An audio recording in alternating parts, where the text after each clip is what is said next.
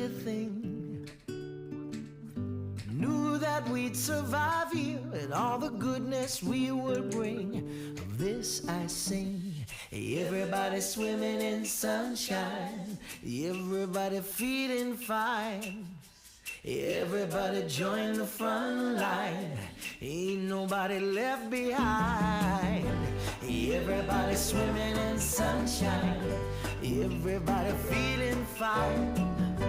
Everybody join the front line, ain't nobody left behind.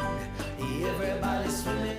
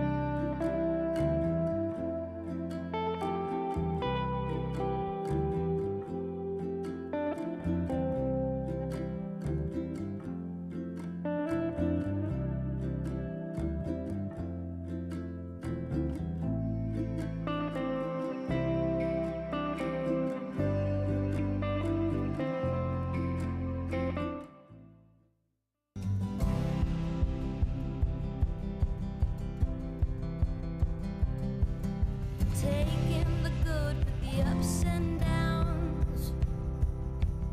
I wanna see how the world turns round. Let's go adventure in the deep blue sea. Home is with you wherever that may be. Home is with you wherever that may be.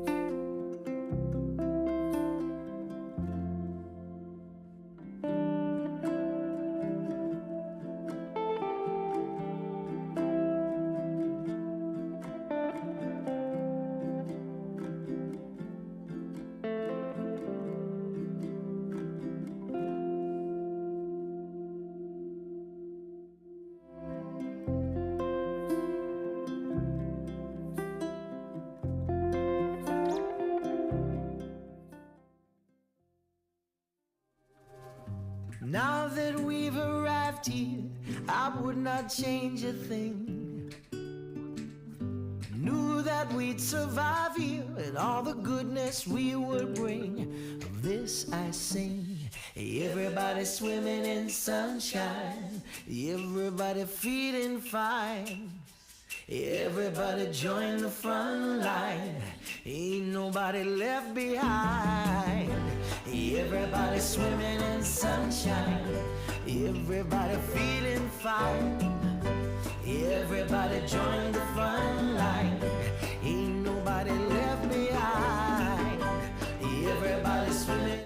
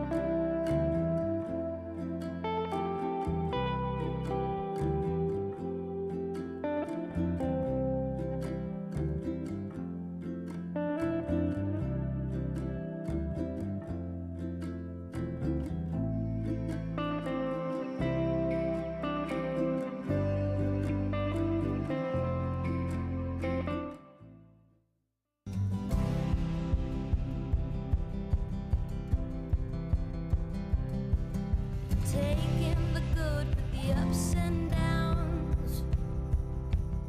I wanna see how the world turns round. Let's go adventure in the deep blue sea. Home is with you wherever that may be. Home is with you wherever that may be.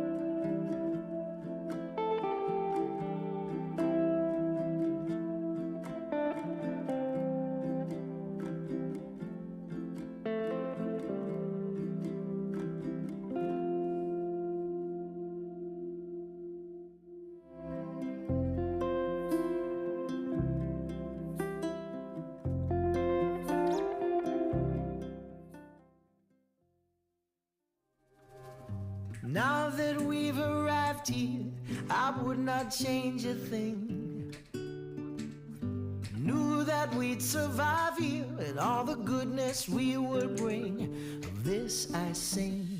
Everybody swimming in sunshine, everybody feeling fine. Everybody join the front line, ain't nobody left behind. Everybody swimming in sunshine, everybody feeling fine. Everybody join the front line, ain't nobody left behind. Everybody swimming.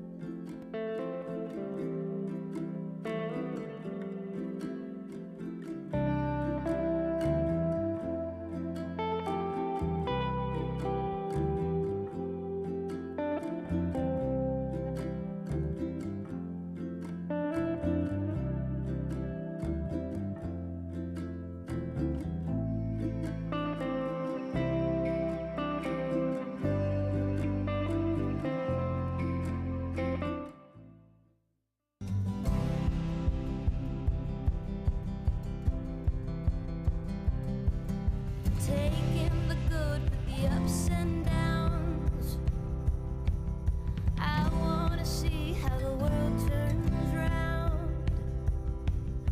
Let's go adventure in the deep blue sea. Home is with you wherever that may be. Home is with you wherever that may be.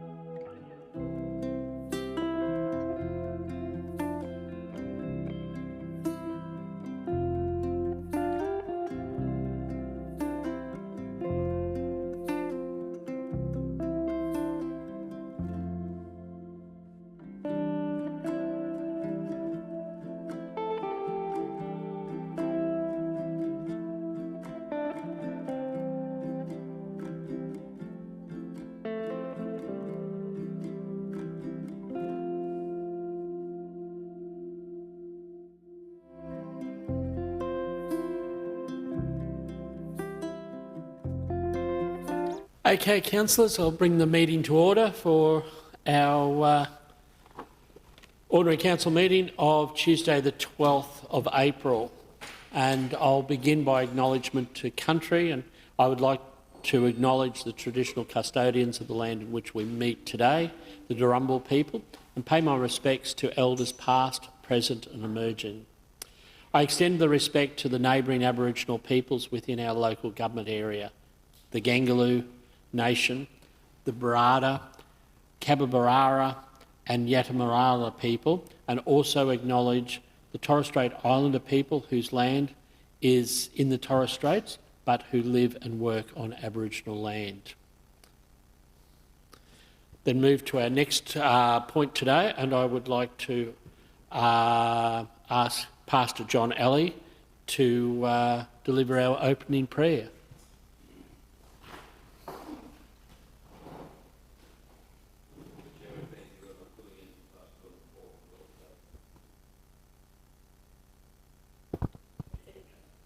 Right.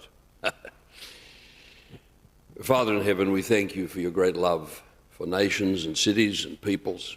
We acknowledge your presence here today and the sovereignty of our Lord Jesus. I thank you for this city and know that you love this city. And I thank you for the City Council that has worked so hard to govern the city with thoughtfulness and care, and I thank you for all the progress that we have seen in this city over so many years. I thank you for the prosperity and the peace of the city, and we seek your grace that prosperity would continue, the city would continue to grow, there would be good health in the city, that crime would fall away, the favour of God would be seen upon the city, that family life would have a beauty about it and a grace, that the schools would do well, that business would do well. And I ask today, O Lord, that your hand would be with the City Council in making serious decisions as well as the simple ones, that somehow the City Council would prosper by the grace you add to it. And so may the favour of God be upon them and upon every councillor, upon the Mayor and the Deputy Mayor. I ask you to grant them wisdom that goes beyond the wisdom of man, and they would have your favour in choosing right and seeing right. And grant the City Council success. Grant the city success. And grant all the industry of this city success. Bless too the church of the city and every home. And especially today we pray for the homes and families of the councillors, and for they themselves, their family members, may blessing be upon each heart and each home. We commend them to your grace and trust for the leading of the Lord in Jesus' name. Amen.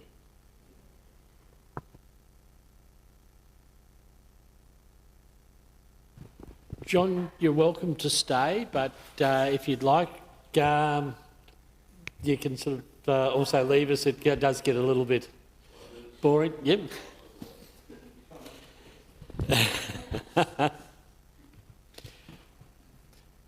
Okay, now we've got apologies and leave of absence. Mayor Williams has tendered his apology and will not be in attendance today. Other than that, we have a full house, either in person or online.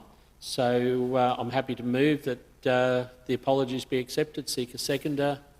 Councillor Kirkland, all of those in favour, and that's carried. Confirmation of minutes from, we've got two previous meetings. The Ordinary Council held on March the 22nd, also the Special Council meeting on March the 28th. Someone has any any discussion from anything out of those minutes? If not, moved by Councillor Smith, seconded by Councillor Mathers. All those in favour, and that's carried. Okay, item 5. Interest declared on any matters that are within the agenda, and there's a few of those, including me. So I, in item 9.2, which is the councillor discretionary fund, and it's also with basically their other declarable conflict of interest as I'm the patron of the Rockhampton Horticultural Society incorporated, and I propose to leave and stay away from the meeting while this has been held and or as this meeting has been discussed and voted on. Then Councillor Smith.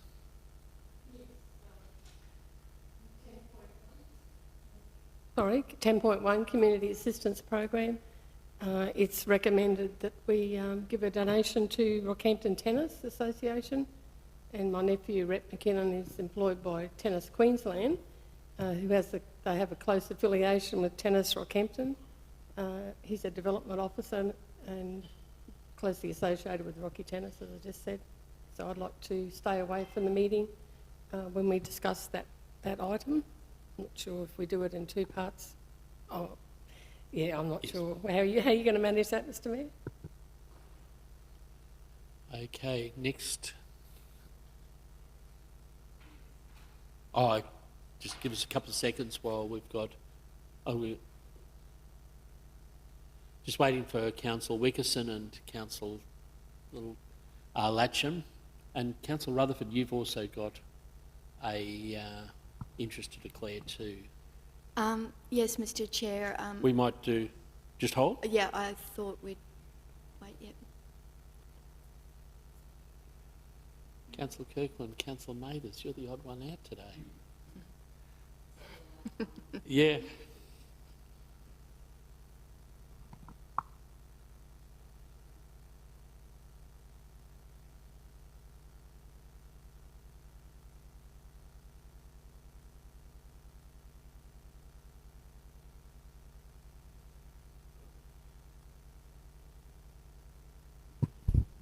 Councillor Latcham and Wickerson and Jamie, can you leave the Teams meeting and then come back on in about a minute's time?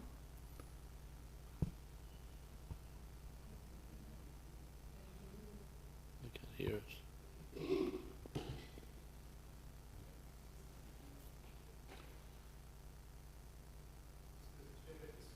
Yes? Oh, okay.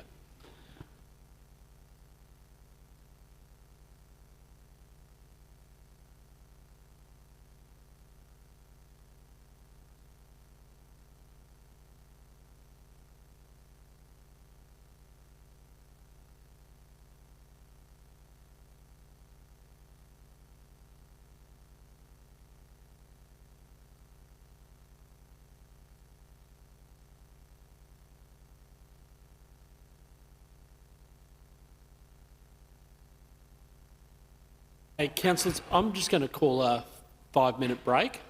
So we might make it a 6-minute break and resume the meeting at 9:15. Yep, move Councillor Kirkland, second Councillor Mathers.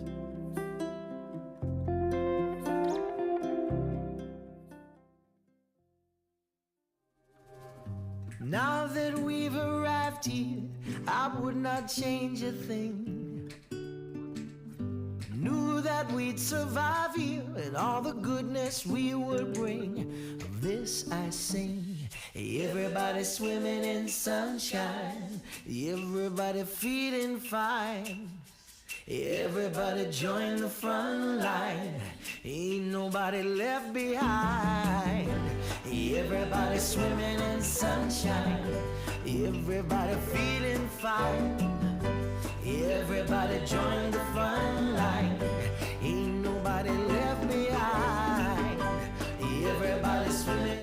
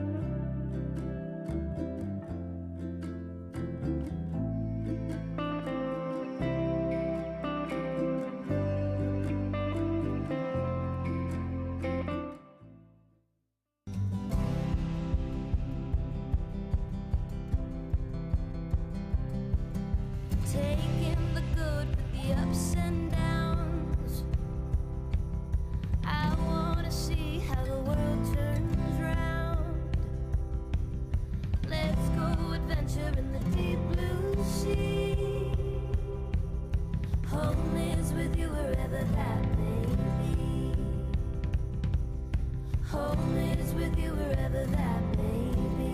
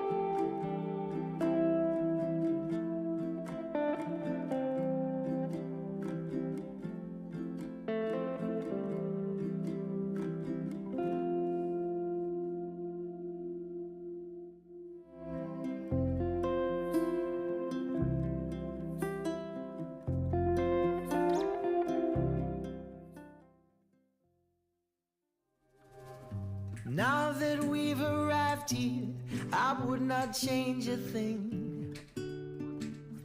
Knew that we'd survive here and all the goodness we would bring. Of this I sing.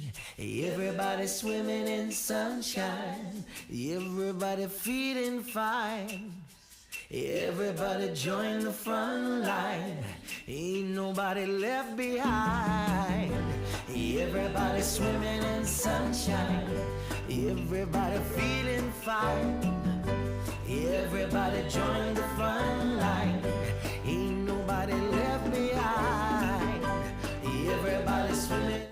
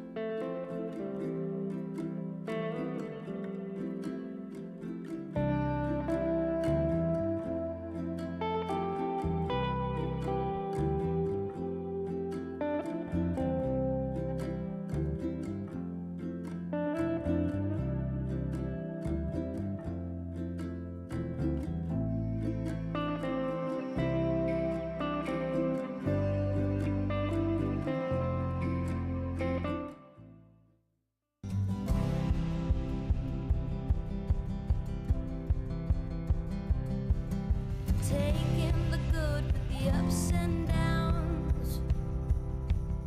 I wanna see how the world turns round. Let's go adventure in the deep blue sea.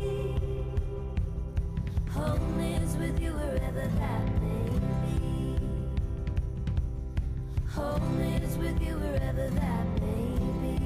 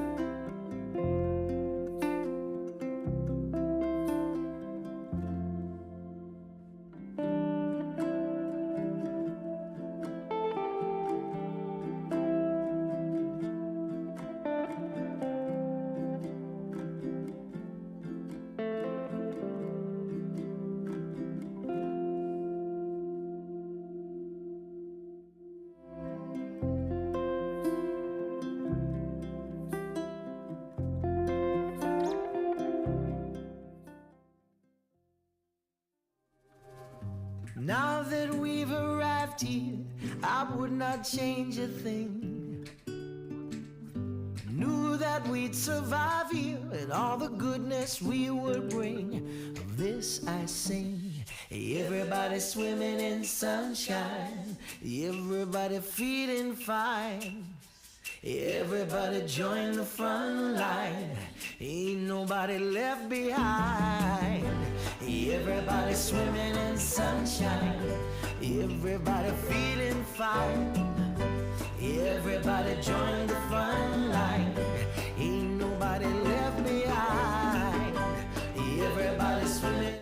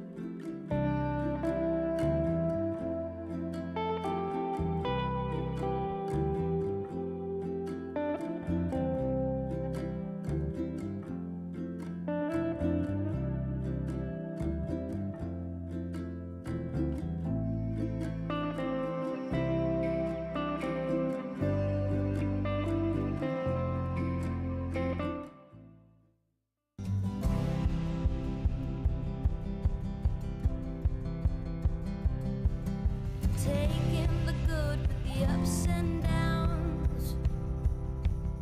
I wanna see how the world turns round. Let's go adventure in the deep blue sea. Home is with you wherever that may be. Home is with you wherever that may be.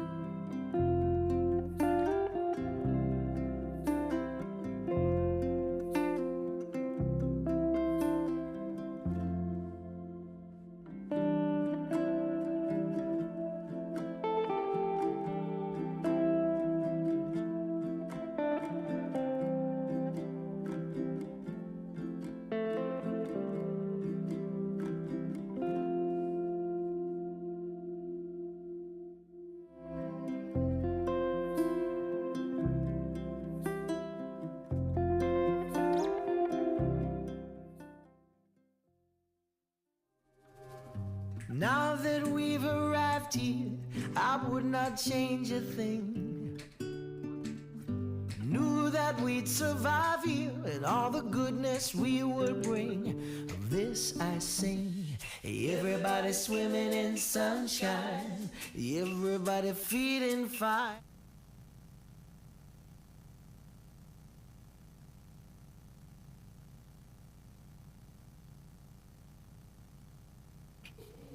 So do that again.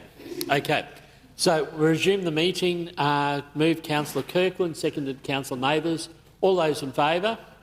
And that's carried. Thank you. We'll just go back after this little bit of a technical hiccup. So we'll go back to each of the interests that have been declared. Go back to the top. So I'll start with myself. Now, I am aware that because you're a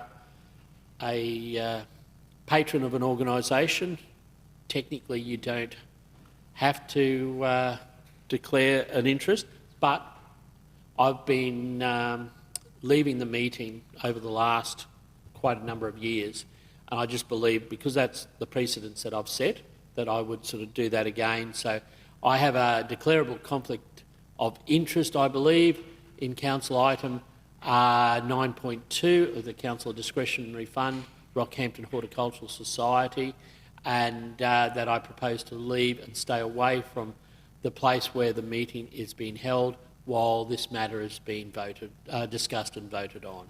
So I'll do that when that item comes up. Next, Councillor Smith. Oh yeah, thanks, Mr. Chair. I've got a declarable conflict of interest in item 10.1 because my nephew, Rhett McKinnon, is employed by Tennis Queensland, and that has a close association with Rockhampton Tennis Association. So I propose to leave and stay away from the place where the meeting is held while this matter is being discussed. Okay, next, Councillor Latcham, you online? Yes, thanks, Mr. Mayor. Yes, I've got a perceived conflict of interest with Family Trust that owns a tennis complex for item 10.1, community assistance program that involves the Rockhampton Tennis Association. So I'll be logging off during that time. Councillor Wickerson? Yes, Mr. Chair, you hear me okay? Yes, very clear. All good? Yes, I've got a declarable conflict of interest with item 10.1. This is round 3 of the Community Assistance Program. My brother-in-law, Mr. Mark Tobin, is currently chair of the Capricorn Helicopter Rescue. So obviously there's a conflict there, and I will be leaving the meeting for the duration of that conversation. Thank you. Councillor Rutherford? Thank you, Mr. Chair. Not a declarable conflict of interest, the item's 10.1, but I just wanted to make the table aware that I'm an honorary member of the Golden Mount Shooters Association, but I don't believe that there is any conflict of interest. The CEO has advised that this membership does not constitute a conflict. Yes. Thank you. So we move. Happy. Do we got to move on those? No. Okay. So we move then on to our business outstanding. There is none. Public forums or deputations. There is none. Presentation of petitions. There is none.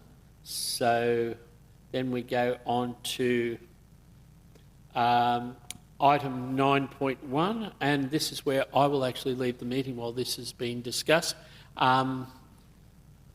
Maybe Councillor Mathers, would you like to?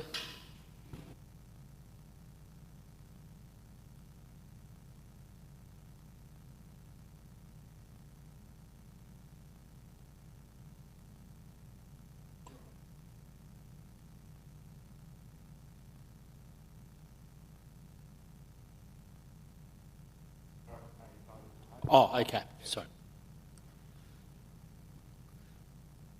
Okay, item 9.1, discretionary funds, Central Queensland Animal Society Incorporated.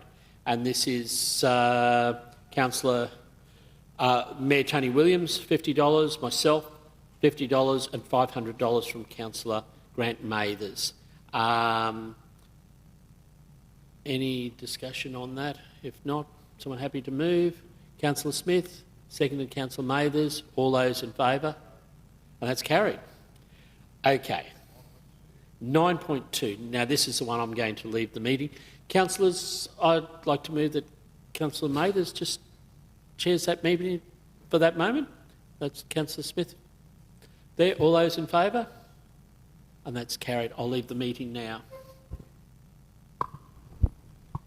Thanks very much, Deputy Mayor. Yep.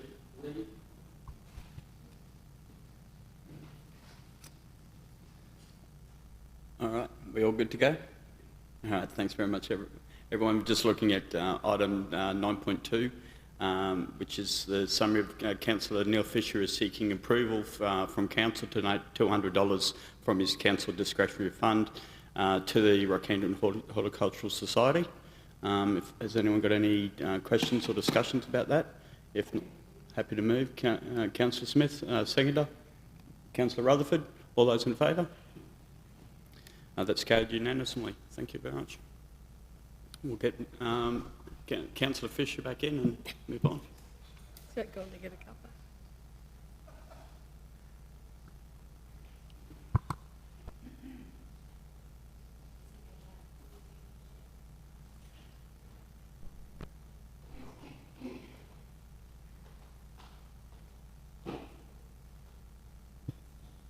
Thank you, everyone. Okay, move on to item 10.1, Community Assistance Programs Round 3. And Alicia, welcome back.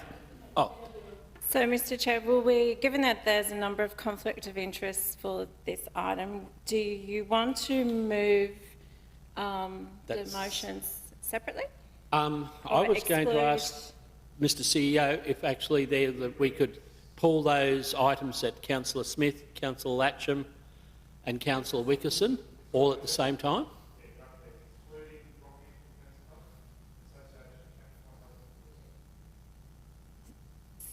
So we'll do it in two parts if everyone is happy. So...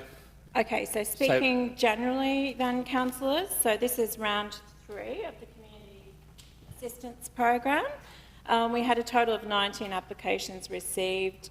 3 were ineligible. The remainder applications are recommended for approval for sponsorship today. Just noting, councillors, that there's the 3 different categories. There is the major sponsorship applications, which are obviously the greater amounts.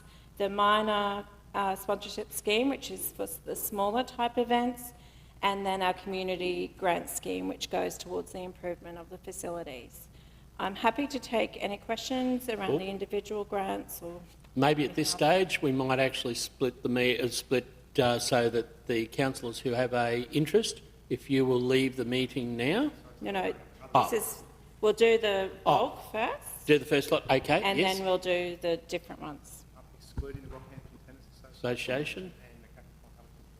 Okay, so, yes, so we're dealing with, this one is everybody that we are dealing with the funding for round 3, excluding the Rockhampton Tennis Association and the RACQ Capricorn Helicopter Rescue Service. Back to you, Alicia. Yeah, so happy to take any questions. I have got information here, so we'll be thinking on the spot, but happily to answer the questions. Okay, Councillor Rutherford? If there's no questions, I'm happy to move. Okay. I've got a question. Yes, Councillor Smith? Yeah, look, first of all, what a great variety of grants, you know, covers everything. And, you know, congratulations to these people for putting the applications in. I've probably never seen such a wide variety of grants given out, so that's really wonderful.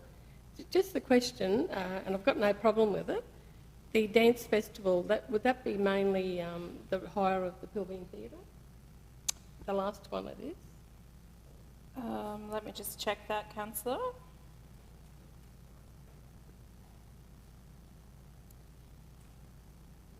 Yes, so the sponsorship there says it is towards the venue hire. The organisation contribution is... Oh, no. Yeah, so it goes towards the hire of the facility, correct. Yeah, that's good, because it involves a lot of children, like hundreds of them. Yeah. And adults as well for the dance. Yeah, speaking generally, I think now we're seeing the return of these events sort of post-COVID and people have some confidence, so it is a great outcome. Councillor Kirkland? Thank you, Mr Mayor. My question does overlap slightly into those that we'll deal with out of thing, but it's the same question. Should I have ask it twice? Ask it twice. So it is excluding those that will be in the next part of this same motion. I would like to ask, I'm happy and I trust in the process and everything. I too, like Councillor Smith, was very pleased with the variety that we've seen there. For those that are not so much for those tangible things, you know, such as ovens and the likes, I would like to ask about those that are more around events and fairs and festivals. It was my understanding that these types of this sponsorship scheme is almost like a seeding, and over the years we would peter back with, slowly peel back the amount of sponsorship dollars that we're issuing. So my question is, how many years have, and it's a long one, you may need to take it on notice and get it back to me, each of these, how many years have they each been continually receiving the same funding, and what that funding was each year? Okay, so I have in front of me, so again, speaking generally, a lot of events are annual events. So other than for COVID, which we've had this anomaly, there certainly has been that expectation that some of these major events certainly will continue to apply. Responding to your question around cutting back these grants, that hasn't actually taken place yet. I think it's naturally happened from COVID, but there was a resolution that will find some money and shave some money from the Community Assistance Program for the next coming year. So that then will see these sort of grants becoming more competitive. But individually, I've got sort of various details, or can actually provide that information to councillors sort of outside the meeting if it's not part of that decision-making process. Thanks, Alicia. Yeah, I want to make sure that we're not, by continually giving to the same events, we're not excluding newcomers to that field, people who have got events that they're wanting to actually get started and make an annual event. It'd be great to see our event calendar continue to grow, and I'm just making sure that we're making an allowance and making it clear to these applicants that this is something where there's an expectation that they would generate some way of covering those costs moving forward for the sustainability of their own project. So speaking generally then as well, councillors, we had kick-started some review around the criteria for this community assistance program. I've sort of got the next 3 months to bring those matters to a close. So you will certainly be discussing it at the table around what criteria we want moving forward for these types of grants in the next 3 months. Yeah, I think it's timely to have that review. So yeah, thanks so much for that, Alicia. Right. Thank you, Councillor Kirkland. Any further questions? Been moved by... Oh, sorry, Councillor Wickerson, my apologies. Second, Mr Chair, and I've just put my hand up. Following on from what Alicia and Councillor Kirkland said, look, I agree that I was going to mention about the review coming up, but one thing that I've often thought with events particularly, that yes, it is seed funding, so that maybe we consider over a period of time, whether that's 3 years or 4 years or whatever, 3 years is probably right, that funding gradually declines, so that it gives these organisations a chance to get their event up and running and standing on its own feet.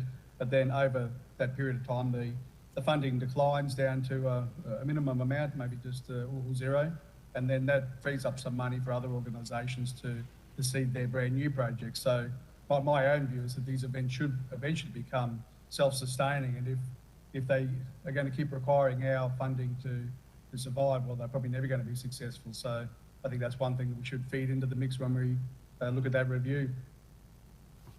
Thank you. Thank you. Thanks, Councillor Wickerson. So, no further questions asked. Been moved by Councillor Rutherford, seconded by Councillor Smith. Councillor Wickerson, my apology. I should have asked first if you would like to move, but were you happy to second? Yes? So been moved by Councillor Rutherford, seconded by Councillor Wickerson. All those in favour? And that's carried unanimously. Okay, we'll move to the second part of this item. Would like Councillor Smith, Councillor Latcham and Councillor Wickerson to leave the meeting. Will we have... You will have quorum? 4. 4? Yes, we're right. 4's good enough? 4.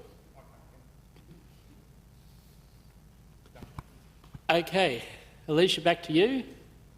So, councillors, the only thing I would like to add in respect of the 2 separate items is just in respect of the RACQ Capricorn Helicopter Rescue Service. So this is something that, again, sort of suffered with COVID. I'm talking about the CBD Christmas Fair. So this is something that they've applied for. Traditionally, they have got assistance from Advanced Rocky, but now we're seeing the support move across into the Community Assistance Program, whereas previously it was provided from Advanced Rocky. So just additional information for you, but otherwise we're still, as a council, looking to support this event. That's it. Okay. Councillor Kirkland, sort of same sort of question. Yeah. Slightly different. It is actually with regards to the Capricorn, because the other question was answered in its entirety. Thank you, Mr. Chair. The Capricorn helicopter rescue, I noticed that that had moved across, and there's a legacy of supporting this event, and of course we know the great work that they do, and it's all charity, so it is again another element of a challenge for them to make their events sustainable, because they don't necessarily make money out of it, and make a lot of money out of it. My question is, with a lot of these applications, they are meant to give you a report post-event, aren't they?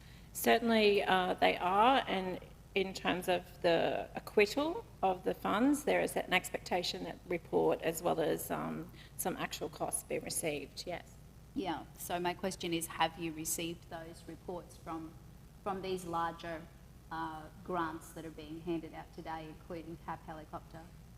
So I can't speak, so generally, yes, because that's, so as part of the process, councillors, that's required to acquit the grant, and they don't actually, or they're not eligible to get any further funds until previous grants are acquitted. So that's a requirement. In respect of the CQ helicopter service, I'm just not sure on that one, because it potentially is a different process where support's been given from Advanced Rockhampton previously. So there should have been some sort of report, but it may not have been received through the acquittal of our community assistance program, remembering that it's moved across. Mm-hmm. Yep. Okay, perfect. Thank you. Thank you. Councillor Mathers. Thanks very much, Deputy Mayor. Just through you to Alicia. Alicia, just wanted to ask in regards to the RACQ helicopter for the Christmas fair. Yep. You're saying previously that's been funded through AR. Yep. Just wanting to ensure that obviously if we're now using the CAP program to fund that for the 15, that they won't be going to Advanced Rocky and then putting in for more funding for that? That's certainly the idea, is that it's clear, and Advanced Rockhampton, I guess, are refocusing their funds into the events, and that doesn't include this. So to answer your question, no, they won't be. They won't be double dipping. Okay, thank you. I mean, they can ask the question, but yeah. Okay. Okay, if there's no further questions, someone happy to move? Councillor Kirkland, Councillor Rutherford, all those in favour? And that's carried, and we'll invite councillors back to the meeting.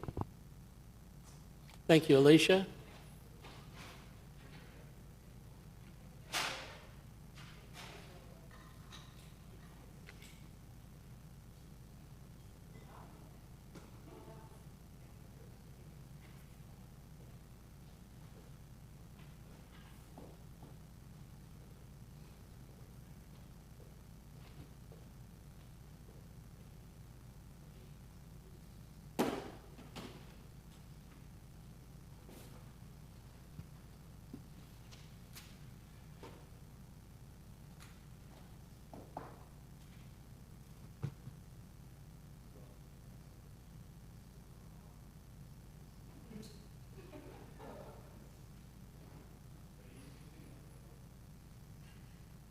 Okay, well, we might, while this is happening, Tanya, no, sorry.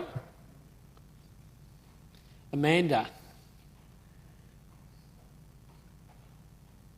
Thank you. Amanda, yeah. Is that on? Yes. Yes. Council at its meeting on the 13th of October approved a development application for a material change of use for a special industry. It was the one located at 162 Middle Road, Gracemere. PowerPoint there.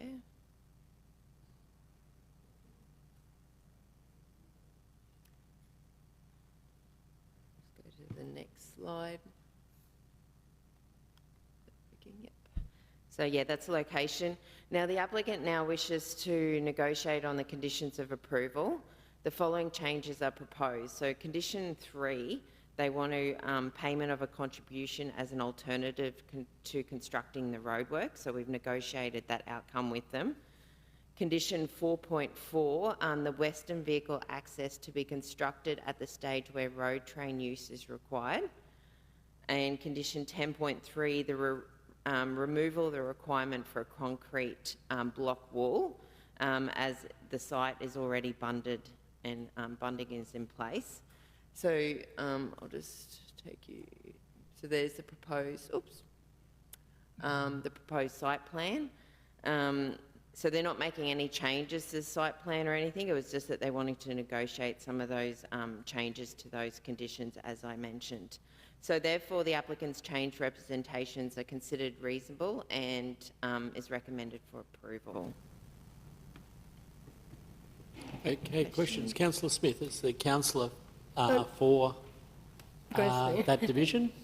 Yeah, Amanda, I was just a little bit concerned about moving that wall because in the description it says it's mainly to stop diesel from next door coming in to the site because as we know diesel and other products shouldn't mix. And I just was a little bit concerned about that. You haven't got there's no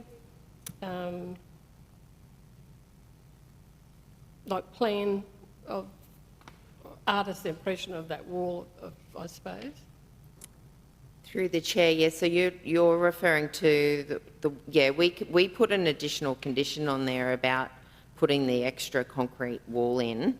However, they have got bunding already in place, plus the adjoining property falls away from their site as well, and that adjoining property should also should not be. Obviously, there shouldn't be any risk of their, off-site impacts from that property as well. That's something that property should be managing. And as I said, that property falls away from this property, so the risk is low. Plus, there's already bunding in place, so it's already bunded. So it'd be basically having it double bunded for no reason, an additional cost to the applicant. I just asked through the chair, the height of the bunding, is it a metre or? Within the shed, I'd have to look up because it was in one of the reports provided by the and see it's an ERA, so all those there is an ERA involved with this one, so all that is conditioned and monitored by state government as well. So just through the chair again, so obviously the wall wasn't a requirement of the authority at all? No, through the chair, the bunding, obviously the bunding they have in place was a requirement, but the additional concrete wall was something we proposed, but as I said, the applicant has come back to negotiate saying, well, they've already got bunding in place, it's already taken care of and it's unnecessary to impose an additional concrete wall because there'd be no purpose for it. Okay, just through the chair, what's the time limit on coming back for negotiated decisions? Through the chair, 20 business days. We've been in a very lengthy, which they did come back within that time period. This has been a very lengthy process, mainly due to the, not regarding the bunding, but due to the condition around the construction of the roadworks. Because it was, they had to do a design up and we had to come back and backwards and forwards and negotiate on the works and the costing of that. Okay, well that's good that something's been decided then, because I think a lot of the trucks are turning in there and Douglas Street is not in a good state because it was never built as a industrial road. It was like minimum standard seal. Okay, Thank you, Councillor Smith. Councillor Rutherford? I've got a couple of questions, if you don't mind, That's quite okay. Deputy Mayor.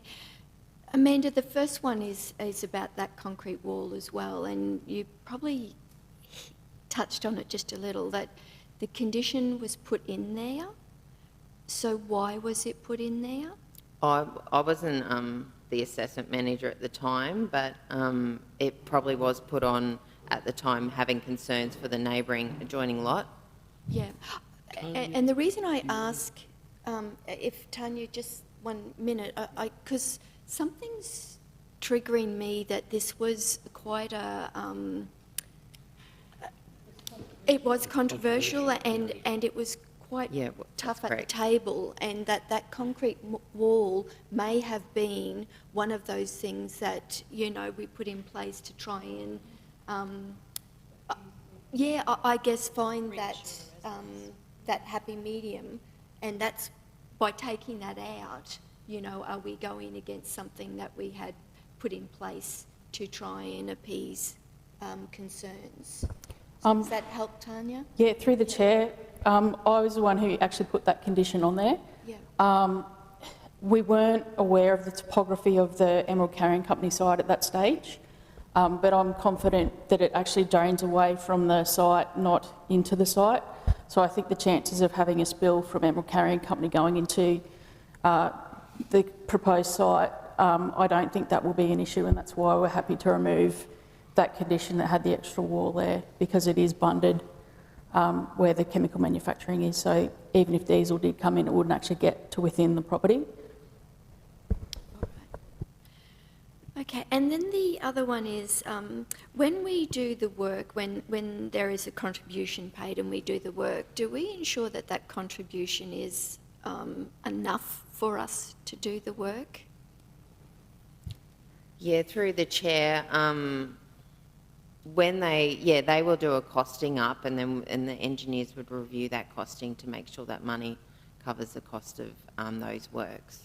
All right, and then the follow-on question from that is, why do they pay after we do the work and not before we do the work? Well, through the chair, they will be paying prior to the work, so we'll be taking the money as a contribution and putting that aside for that section of roadworks.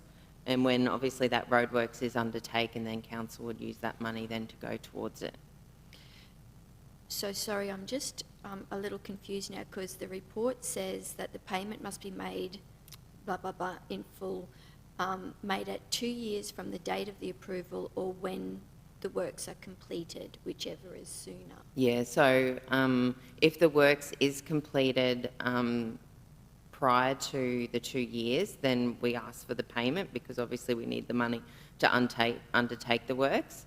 The likelihood of that works possibly occurring within the next 2 years is probably low, and that's why we've given them that 2-year period to give them the option to pay it at the end of the 2 years. But if, as I said, if the works is undertaken prior to that, then we would ask for payment. Jamie, would you like to comment? Morning, councillors. So just to reinforce what Amanda was saying, we did get a detailed design for their frontage works, and we got a detailed bill of quantities for those works, and that's how we've come up with that cost assessment. So that's why it's taken such a lengthy period of time to negotiate those bits and pieces out. There's a significant drainage catchment on the northern side, which had some cross drainage across Douglas Street. That is a point, or has been a point of negotiation, where we've removed that component from those frontage works, because we thought that was an unreasonable imposition on the developer in this instance, because it just so happened that that catchment came across in that exact location where those frontage works were. But for the remainder of those frontage works, so the road widening, curb and channel drainage, all of that has been designed, and we've got a detailed bill of quantities, and that's where that cost estimate has come from. And as far as the timing goes for those works, I cannot see within the next 2 to 3 years we'll be doing those works. All right, thank you. Councillor Kirkland. Thank you, Mr Chair. Actually, Councillor Rutherford and certainly Amanda and Jamie, in the answering of some of her questions, have crossed over with what I was wanting to bring up as well, and it was definitely around the costing of that particular, those works. I'm concerned about the cross-escalation of construction costs that we're seeing in the climate that we are in right now, and whether there is, you're saying that the chances of that that road being delivered within 2 years is slim. There's a couple of questions in the sense that they're wanting that for B-double access, and they might transition to those vehicles starting to come to the premises. What happens if that happens before you've delivered the road? Through the chair, well, the access, the upgrade of the access is separate from the roadwork. So the upgrade of the access will happen when those road trains, so those road trains won't be able to enter the site until that access works is undertaken. So that covers that bit off. As far as obviously the cost, yeah, I'm not really, did you want to provide any comment for that, Jamie? Yeah, so as far as the road trains go, they would physically be able to enter the site via the eastern access. They wouldn't be able to exit. Hence, the western access needs to be constructed for the road trains to able to be safely enter and exit the site. Yeah. If they tried to use the eastern access, yeah, they wouldn't physically be able to do it safely. As far as cost escalation goes, yeah, good point, and that probably hasn't been built into the condition package. It is something we could give consideration to. We do have another development on the northern side of Douglas Street on the corner of Macquarie Street. Similar process for them. They'll be required to do frontage works. We'll get a contribution from them. The tricky bit for us, I suppose, is we don't know when we're going to deliver those works. So we could do a simple CPI or a PPI addition to that condition that would help in that instance, I think. Yeah, I would think that would be prudent, especially given you've suggested that the delivery might not even come in within the 2-year period. We're all very much aware over 2 years we're going to see an escalation in construction costs. So that would be prudent to put that in there as a condition. Do we take the contribution? I'm concerned that the business continues to go ahead, and I think we should be encouraging business. Can I just say that? I absolutely agree that we need to be encouraging business in our region, and we want to make it that they're not feeling that they can't move forward with business. So I appreciate that negotiation is a really great position for us to be in, where we can negotiate these things. When we're talking periods of 2 years, 5 years, 10 years, though, we're running into that risk. We're putting ourselves, exposing ourselves to a risk, are we not, if the business, in fact, doesn't go ahead or, goes ahead even at greater knots than they've anticipated. Like I've said, with these trucks, they need that access in 12 months, but you have put into your plans that you're not going to deliver the road for 3 years. How do you bring forward that road and still fit it into your planning? Is it possible to do that? No, well, through the chair, obviously, it's a bit of a balancing act. We can't. We don't want to. If council haven't got that work scheduled for another, for example, say 3 years' time, we don't want to restrict or not have the ability for the developer to negotiate on the condition. We don't want to stop their development from occurring due to that. Every application there is an element of risk, because we go to conditions of approval. There's always risk that an applicant won't comply with those conditions of approval. That's, there's always that risk. However, we have the ability to take compliance action and follow up on those conditions of approval. So we have, they are bound to these conditions, and there is a process, and we've got a team in council that can take action if the conditions aren't complied with. So we've got that avenue. But all approvals will have conditions in place that an applicant will need to comply with. And yes, there will always be a risk, as I said, that some won't do the right thing. But that's, as I said, we've got an avenue to go down that path if those conditions aren't met. Okay, so my last question, if I may, Mr. Chair, is in that regard then, do we have a review process with all of these? When you've got conditions and you've got roads that are going to be delivered or infrastructure that's going to be delivered in X, Y, Z years, do we have a review process set in place that we go back to the business and say, where are you at? where are you at with your needs for the delivery of this road, and where are you at in your business as far as being able to afford the infrastructure that's going to be necessary? Through the chair, well, this is why we're getting a contribution in the bank guarantee to cover all that. So all we would do then at the end of, obviously once they're already operating, this place is already operating, we would do a review of the conditions of approval and to make sure they're in accordance with the conditions of approval. The roadworks, obviously the contributions, for example, the payment of the contributions, we would have that in our system, and that there would be reminders and so forth, tasks to follow up to make sure payment is made. Yep. So just written reminders? No, it's all electronically recorded in the system. So there won't be written reminders, there'll be actual, they'll self-generate reminders from our system to the person responsible for making sure the contributions and infrastructure charges are paid. Yeah. I just would hate to see businesses contribute this type of money and then for the road to go 5 or 10 years, it still hasn't been delivered. That's all. Just wanting to make sure there's a review process in place. Jamie, did you want to answer that? Yeah, just through the chair, further to what Amanda was saying, we've got a number of developments occurring in Douglas Street. So it is something that we'll monitor and keep an eye on as far as how that is functioning from a safety and efficiency point of view.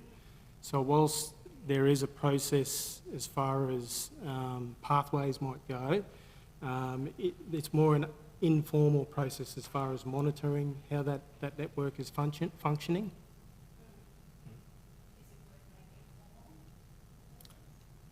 It's something we can give consideration to.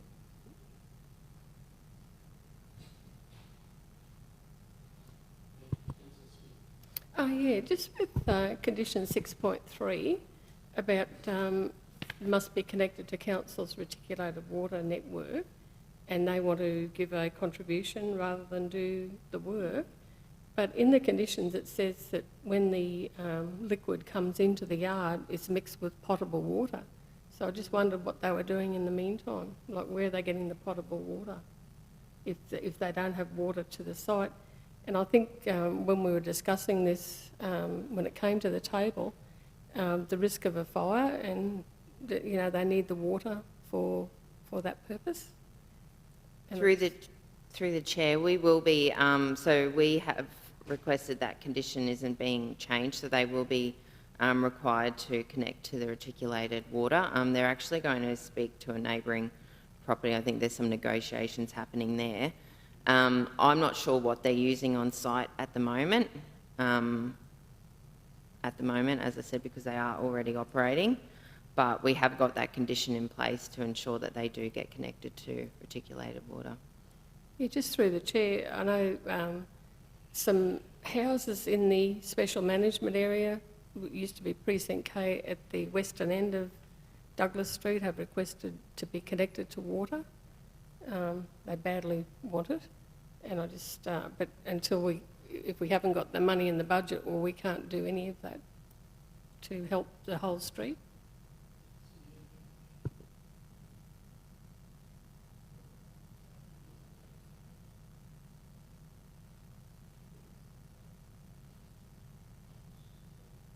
Sorry, was that?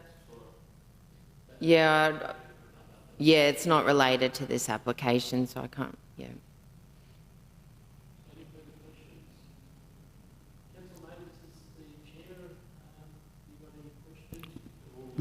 I'm fine with the application. I'm happy to move it, Deputy Mayor.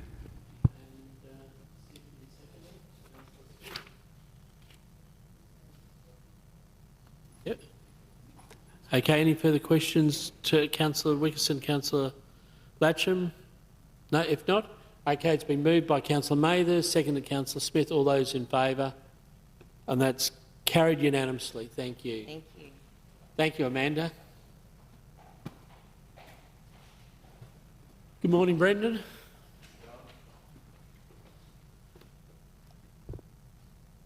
There should be a PowerPoint as well. Sweet. All right, good morning, councillors. So this is a change application to Gracemere Shopping World, which is a two-stage land use approval. Let's go next slide. Sweet. So, like I said, it's broken into two stages. So stage one includes that eastern portion of the site which is being constructed. Stage two is yet to be constructed and primarily goes over that western portion of the site, and I'll touch on shortly. You'll see there's 2 additional lots included on that western side which weren't included in the original development application, which will be included as part of this minor change as part of the expansion. So the proposed changes, like I said, include an expansion over those 2 lots to the west.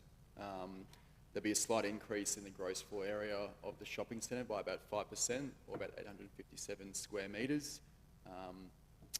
There's a revised internal layout for the food court, introduction of external dining areas, landscaping and landscaping to the bus stop, and an increase in car parking which matches the increase in gross floor area. So this is the original development approval, the site plan. So the yellow shading reflects proposed stage 2. And if we go to the next slide, you'll see this is the proposed change. And on that far side of the screen, the kind of pink grey shading, that's a revised layout. So it's an improved orientation to O'Shanassy Street and a slight encroachment into those lots to the west. There's no proposed changes to the access arrangement. So we're recommending the minor change be approved. So the conditions obviously reflect changes to the site plan and on-site car parking and elevation plans. The proposed changes satisfy the minor change test, comply with the Fitzroy Shire planning scheme, which is the planning scheme which the original development application was assessed under. So we recommend it for approval. Okay. Councillor Kirkland, do you have a question? Yeah, I do. Thank you, Mr. Chair.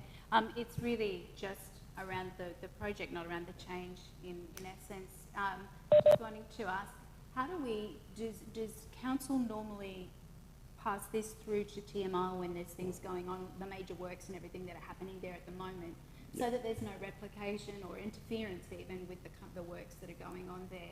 Do you pass this information on to them and they work in collaboration with you in this? So in this case, there's a referral agency response from the Department of Transport and Main Roads, but these changes don't have any consequence on the works being done by TMR. If there was an instance where the changes were going to affect those conditions from TMR, the applicant would be responsible for going back to them and seeking those changes. But there's no statutory trigger for us to refer it back to TMR. Mr. CEO? Councillor Kirkland, within the Act there is a number of triggers that or referral or triggers that create referrals to the state agencies, and then the state agencies, they've got a still called SARA, does the coordination of their response back to. So the Act actually triggers those referrals. Okay. Which we I follow. was curious about that, so I thought I'd take today. Where DTMR come in, they've got a number of triggers and it can extend quite a distance into our network when they do that. Good. The applicant, as part of the change application, also provided a traffic impact assessment, which looked at whether the increase is going to have any impacts on the local road network and the intersection works, and it demonstrated there wasn't. So, Councillor Smith. Oh, just a comment, Mr. Chair.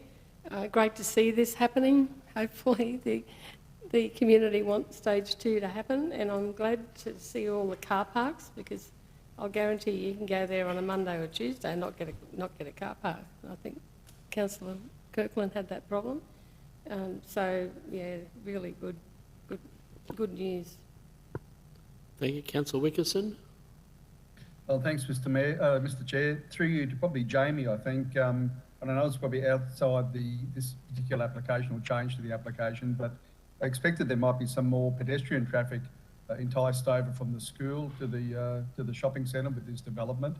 I know it goes back a few years, but are there any considerations of putting in a controlled or signalised crossing there to get people across the busy road to the shopping centre? Through the chair, Councillor Wickerson. So Laurie Street, Old Capricorn Highway intersection is being upgraded by TMR. That'll be where all the crossings are going to occur. There'll be no other signalised crossings proposed. So is that Is that at the roundabout itself? That's right, yeah. So that roundabout is going to be signalised. So there'll be a signalised intersection there, and that'll be where the pedestrian traffic will be positioned to traverse, that area. Yep. Okay, if there's no further questions, Chair, Councillor Mathers, you've got any questions, or are you happy to move? No, I'm fine with this also, so happy to move. Thanks, Deputy Mayor. Second, Councillor Smith. All those in favour? And again, that's carried unanimously. Thank you. Thank you, Brendan. Cheers, thanks.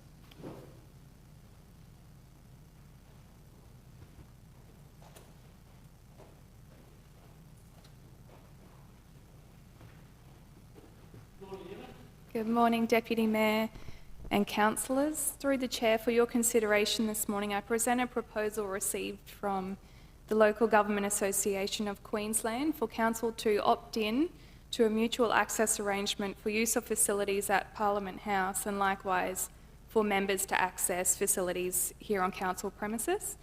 The proposal is on the back of an arrangement the LGAQ has with the Speaker of the Queensland Parliament, and approximately 45 councils in Queensland have opted into the agreement so far. The benefits of the arrangement are outlined in the report, and the details of the arrangement are also attached. Happy to take any questions. Any questions? Councillor Kirkland? Oh, yes. Thank you, Mr. Chair. I was just wanting to ask, how do they actually charge money for you to go to Parliament House in Brisbane?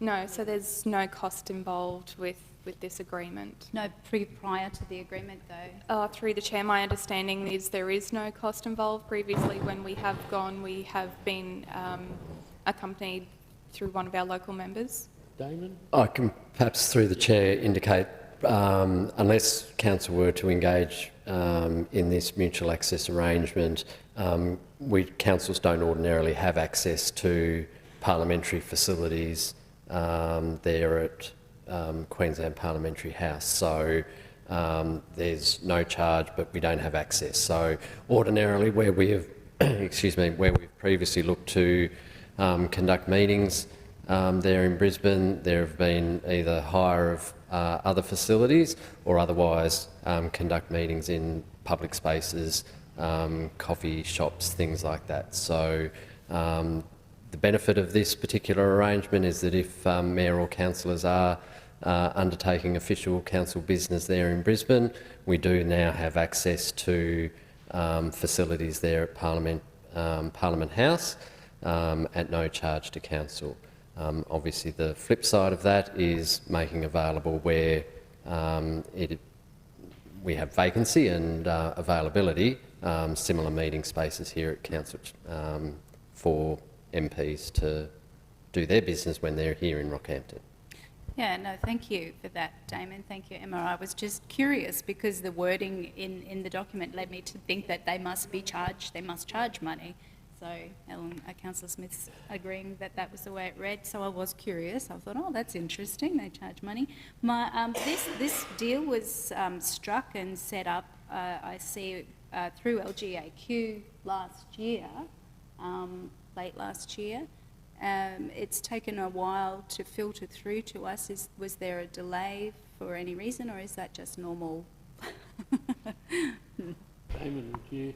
I believe the actual proposal came through to council around 2 to 3 weeks ago.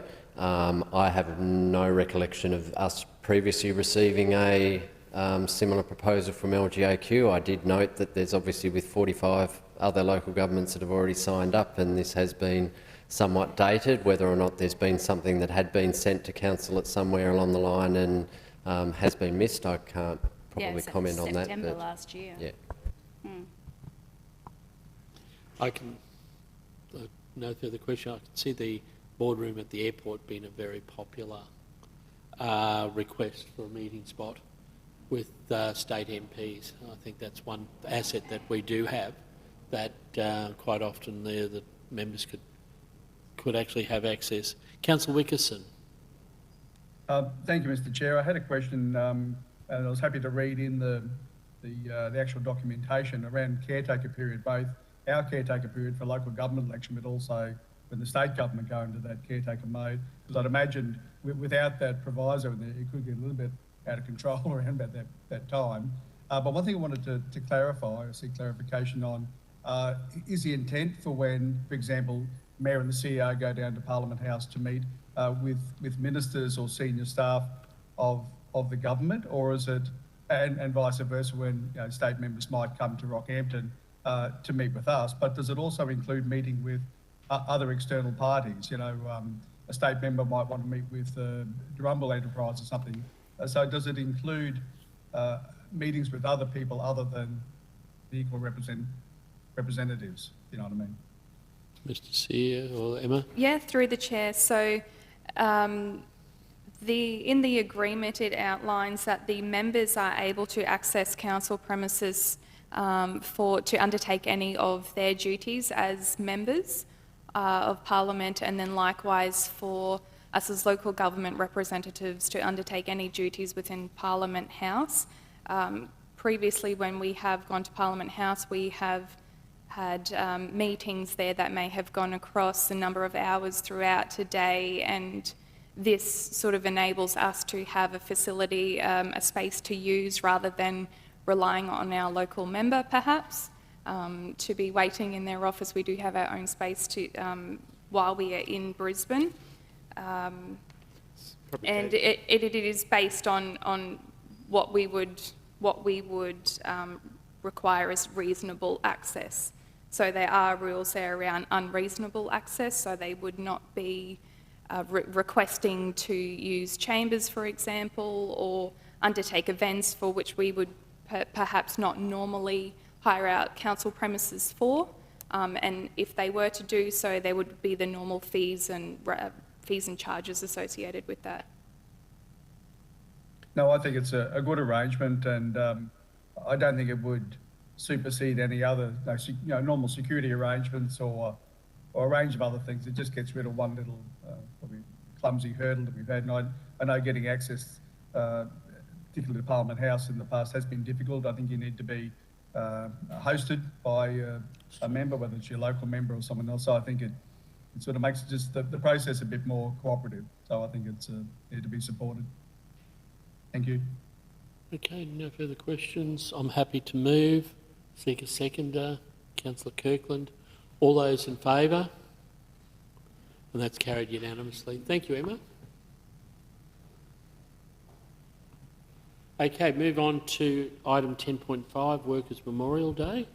Oh, and Ross isn't here. Evan? It's to me. Yes. I'm looking for Ross. So, Councillors, the report's pretty self-explanatory. The combined unions of Rockhampton approached myself to whether or not two parts: would we participate and allow our workers to participate in a Memorial Day for Queensland workers who've been killed while at work. And from that, we believe it's a fairly good message for our employees around the safety side of it, to get that message across.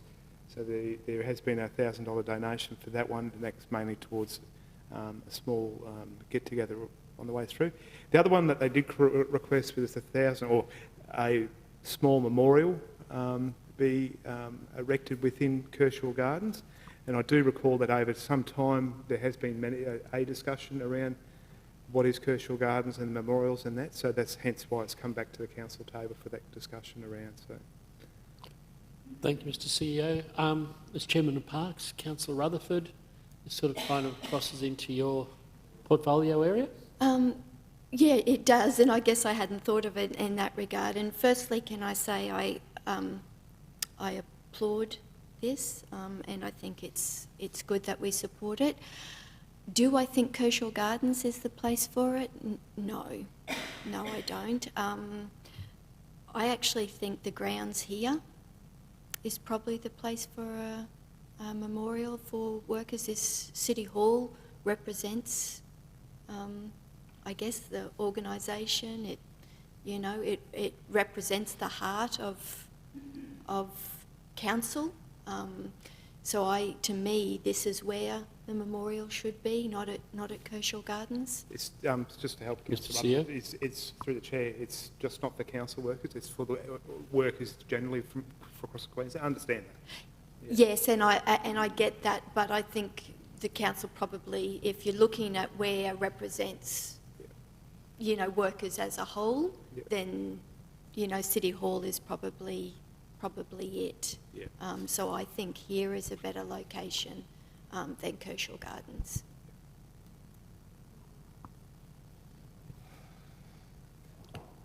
And no further. Maybe I suggest we move suspend standing orders so that we can just maybe have a chat about this, because I'd be keen to hear other people's opinions. Yeah, so procedural motion, so one to do. Mr Chair, I'd like to move a procedural motion that we move suspend standing orders. Move to suspend standing orders. So all those in favour? And that's carried. Okay. So Councillor yes, Rutherford. I'd be keen to hear other people's opinion on that. Well, Councillor, I'd be keen to go around the table, but start with Councillor Smith. Yeah, thanks, Mr Chair. Yeah, I thought Kershaw Gardens, but then I thought it's such a lovely space, and you've got plenty of room for people to go there, park, and go to a certain place that's away from the playgrounds. The other place I thought of was the Botanic Gardens. There's already a memorial there for Anzac Day. That was sort of another thing I thought of, but the parking there is not real good. I wouldn't imagine there'd be a lot of people go at the same time. But I was sort of more worried about the small amount that we're giving for this, for something that important. Like, we've just given away a lot of money in our community assistance grants. And I could tell you that $1,000 won't buy much of a, I know it's towards the memorial, but I'm not sure if the people are wanting, because I can tell you something as big as that white outline there to put over, like to upgrade a grave that we're doing at the moment is $1,400. So for $1,000 they're not going to get much of a memorial. I think So probably to help Councillor Smith, it's not a memorial for our workers again. It's for, no. And so in discussions that Ross has had with the unions, they're very, very appreciative of the amounts that have been given. Okay. Yeah, I just thought that they were a small amount. You don't get much for $1,000 these days. They might. Okay, Councillor Kirkland. Thank you, Mr Chair. Yeah, I looked at this and I thought, okay, so it's that we're crossing over. I think, Mr CEO, you said to me that council touches on at least 10 different union affiliations, and so it is that council, as Councillor Rutherford has pointed out, truly is a heart of representation for that. And I hadn't considered that, moving the plaque to council chambers. I don't mind that idea. I also think if the messaging that we're wanting to send is for the broader community to have access and opportunity to go there, maybe families of connection somehow, or people passing through the region who want to acknowledge that there has been that loss of life in their particular sphere of influence, it might be more appropriate to be in a public park facility. I was a little like Councillor Smith, thinking that the Botanical Gardens would be a better place for that, but again, reflecting on the size of Kershaw, and there's heaps of spaces there where you could put a plaque. Is there any directive as to where they're wanting, exactly where they're wanting to put probably it? a couple of parts, sorry, Councillor Kirkland, I didn't inform this.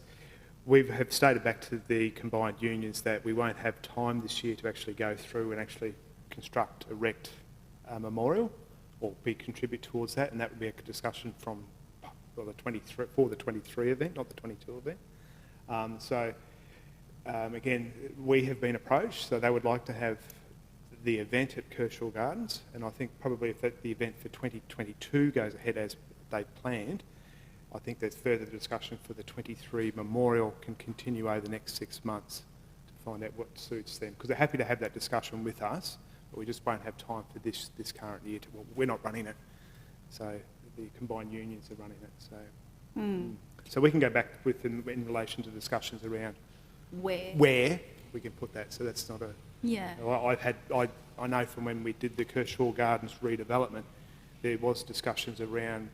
There was, I forget, the Vietnam veterans. There was another memorial down near the Slab Hut. There was something down there. Yeah. Sorry, I think it's one of the shelters down further is for the veterans. Yeah, and so it's probably the broader discussions around memorial sites is probably what needs to be a broader topic for council to discuss. So yeah, because I've got concerns. Where do you place them? What is the park meant for? Do people want some solitude to sit there and think? It's all these other type of things we've got to think about as we go through. Yeah, I think that definitely people, like they're having the actual meeting this year, or their own gathering memorial this year at Kershaw Gardens. It kind of sets that as in the minds of the people who are engaged in that next year when it comes around, that would be the same space they would go back to. And I agree with you that when people go to a memorial, they do like to just sit there and reflect and think, so it does, it's more conducive to have a nice park-type atmosphere. I don't think that it's crosses over anything. We've already established memorials in Kershaw, so why not? I think it's a perfect place. Councillor Mathers. Thanks very much, Deputy Mayor. Yeah, look, I totally understand where Councillor Rutherford is coming from in regards to it being located here, but I sort of also feel that, in regards to getting a large group of people to maybe come and have an event, I'm not sure whether the grounds has the area to do that. But also, once again, I agree with the fact that, if it is a memorial, there will be some people that may actually want to stand there and have some solitude. And once again, I don't know if the town hall, offers that. I'm happy to look at either options when the time comes. Okay, now, Councillor Wickerson and then Councillor Latcham. Councillor Wickerson. Yeah, thanks, Mr. Chair. No, I support Councillor Rutherford. I think the intent or the purpose of Kershaw Gardens wasn't to become a memorial site, so we need to think carefully about that. But also, she said that the City Hall is the centre of our governance, so it's places that are higher importance, I think, as far as representing the city to this project. Absolutely a highly valuable project. I think when people go off to work or their families see you go off to work, the last thing you expect to hear in some tragic circumstances that you're not coming home that day. So obviously to remember those people that have had that is terribly important. I want to weave a couple of things together. On Friday last week, I happened to run into a man called Gordon Sue, who used to be the principal groundsman, landscaper for City Hall, but also Hague Park and a number of other high-profile places. And he was, I think Councillor Fisher, you know Gordon very well as well through your horticultural circles. He was heartbroken at the state of the City Hall grounds when he was here many, many years ago now, of course. It was one of our premier landscaped areas, as it should be, being City Hall. So perhaps we can weave these two things together, that we look at over time when resources allow, of course, to properly landscape City Hall back to its former glory. There used to be amazing rose gardens from recollection, and it was a really special place then. So maybe in time to come we can do that landscaping proposal again and incorporate a special area that can have this memorial and maybe others as well, for people to come and reflect. I agree with those sentiments. Just to go back a little bit to the memorial for Vietnam vets at Kershaw Gardens it's more of a memorial reflective space than a public space. So this is where vets can go on their own generally and just have a quiet moment, more so than a public memorial. So just to clarify that, but yeah, absolutely support City Hall as the location for this fitting memorial. Thanks. Councillor Latcham. Thanks, Mr. Deputy Mayor. And I do support, and I think Councillor Rutherford does give a compelling argument as to why it should be City Hall. I guess I'd probably also suggest, given the association with the unions and stuff, maybe Labor Day, is it Stapleton Park that they assemble? Maybe that might be a consideration. If not City Hall, maybe Stapleton Park might be another option wherever the Labor Day assemble and then do their march. So just a consideration there. Okay, well I too sort of share Councillor Rutherford's sentiment, but I actually was wondering about Frank Ford Park. It's actually a very attractive park area. Parking. parking is a problem, Is a problem. It's only but about it's also half a there, dozen that cars. association with Frank Ford and sort of with the union movement and that as well. It's a park I'd love to see upgraded to something befitting of a Prime Minister. Yeah. Through the chair, just today's the first day back and I'm not completely across the request, but given that this is a contribution towards, could we perhaps nominate that or generalise the resolution? Because have you just changed it? Oh, good on. Okay, because the other aspect that is coming to the table is our plaques and memorials policy. Okay, and remembering that we'd gone through, you know, what parks would be applicable and all of those things. So I just wouldn't like us to jump into a particular site or nominate the site here today, being mindful of that, because I'm sort of racking my brain as to how that would actually fit into the policy as well.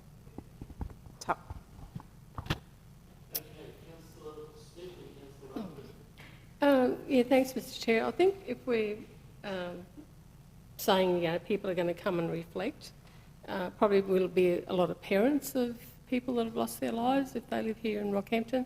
They're elderly people. We should think about seating around, even if it's just one seat at the memorial. And probably if you're going to put the memorial at City Hall, we'd probably need to think about the seating might be not appropriate for there. But I think we need to think about that in our future budget, to put something there so people can sit and reflect, because older people just can't stand there forever. They're always looking for somewhere to sit down. I was just going to move that we resume standing orders. Yeah.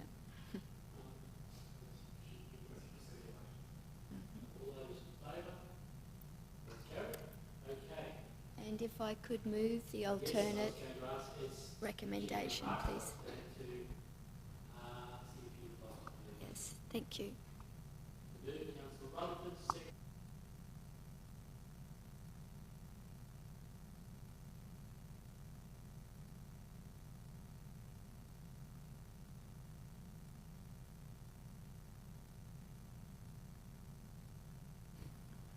Councillor Wickerson, Councillor Latcham, can you hear? All those in favour? Just yes, yeah, no, that's unanimous. Thank you. Okay, move on to the next one is a notice of motion. Well, Sorry, can they see the alternate motion? Do they, or did see they? No, they don't. Okay. So that might have been why they Why they were. were- Yeah. Yeah. Councillor Fisher, you might just like to read it so they know what they're voting for. Councillor Latcham and Wickerson, the resolution is that Council retrospectively approved to support the conduct of this event of up to $1,000. In addition, Council will contribute $1,000 towards a memorial for the 2023 event. A further report be presented to Council on the possible locations for a permanent memorial. Okay, both yes. Okay, move on to the next one, notice of motion. I think this is fairly, yes, there. And I think when the Mayor's back, we'll have a bit of a talk at one of our upcoming workshops with sort of the proceeds of that meeting as well. It was something that happened fairly quickly. Move, Councillor Smith. I have a couple of questions, if that's okay. Yes. Thank you, Mr Chair. Understanding that this is retrospective and so it's really, it's a little bit hard to object to something when it's already happened, which is fine. I just wanted to ask a couple of questions around this moving forward so that we all are on the same page. So I'm expecting that as per policy, CEO would have granted approval to this before you embarked on your journey. That's my first question, just looking at the CEO to say yes or no to that. Yeah. I think it might have been Ross's. Right. My second question is, when we're having a roundtable conversation with the likes of Bravas Mining and Resource Management, when we're a roundtable meeting, as you're going, is it anticipated that you're representing all of our perspectives and our point of view at that, or is it that there needed to be a officer present? Was there an officer with you? No, it's just the Mayor and ourselves. Mayor, myself and the Mayor. Okay. And look, with sort of some of these, it's more of retaining those relationships. It's also there, is there anything in this one there, should council be doing any more to assist? Is there things that Bravas can actually do to assist us as well? So there's a number of ones, but some of these probably this is not the right forum to actually discuss in detail as what was sort of discussed, but there were some sort of key areas, and probably the one that I can sort of say is the recruitment of Rockhampton-based employees is very, very much a problem. And as we know, they are just one of probably a dozen major businesses at the moment that really need more staff and struggling with that. So that's that. Probably with the policy, if I may say, Mr. Chair, Mr. CEO, it does sometimes there where the Mayor has sort of requested a meeting at short notice with the Deputy Mayor, it does sort of have sort of a couple of those difficulties that sometimes these happen so quickly that we don't have the meeting time, and that's why this one, or where this one sort of came from. Yeah. Thanks, Mr. Chair. I didn't realise that Mr. Mayor was with you as well, and my concern was just really around, if there was a representation of some promissory type information back to these groups, that it needed to be there. There needed to be a consensus from the table of whatever you might be promising to them. When it says round table, it's like, oh, well, what does that mean? What does that constitute? Is there an agenda?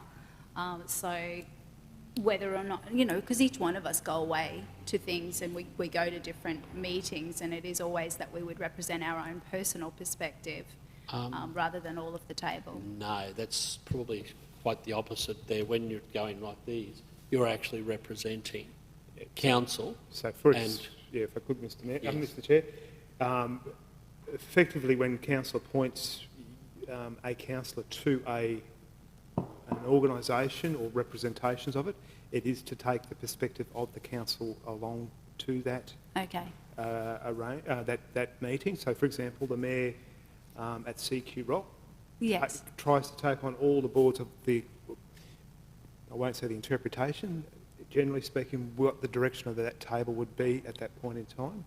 LawMac would be the same, CPB and G. Yes. So it is that. It's not your personal perspective you're appointed.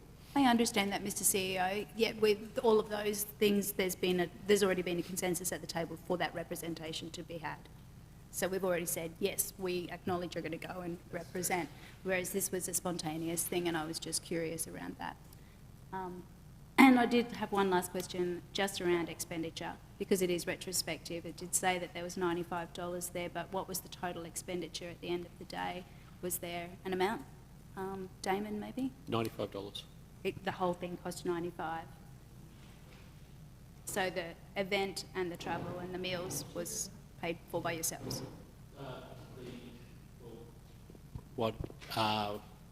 They drove up in the Mayor's car and drove back in the Mayor's car all in the one day.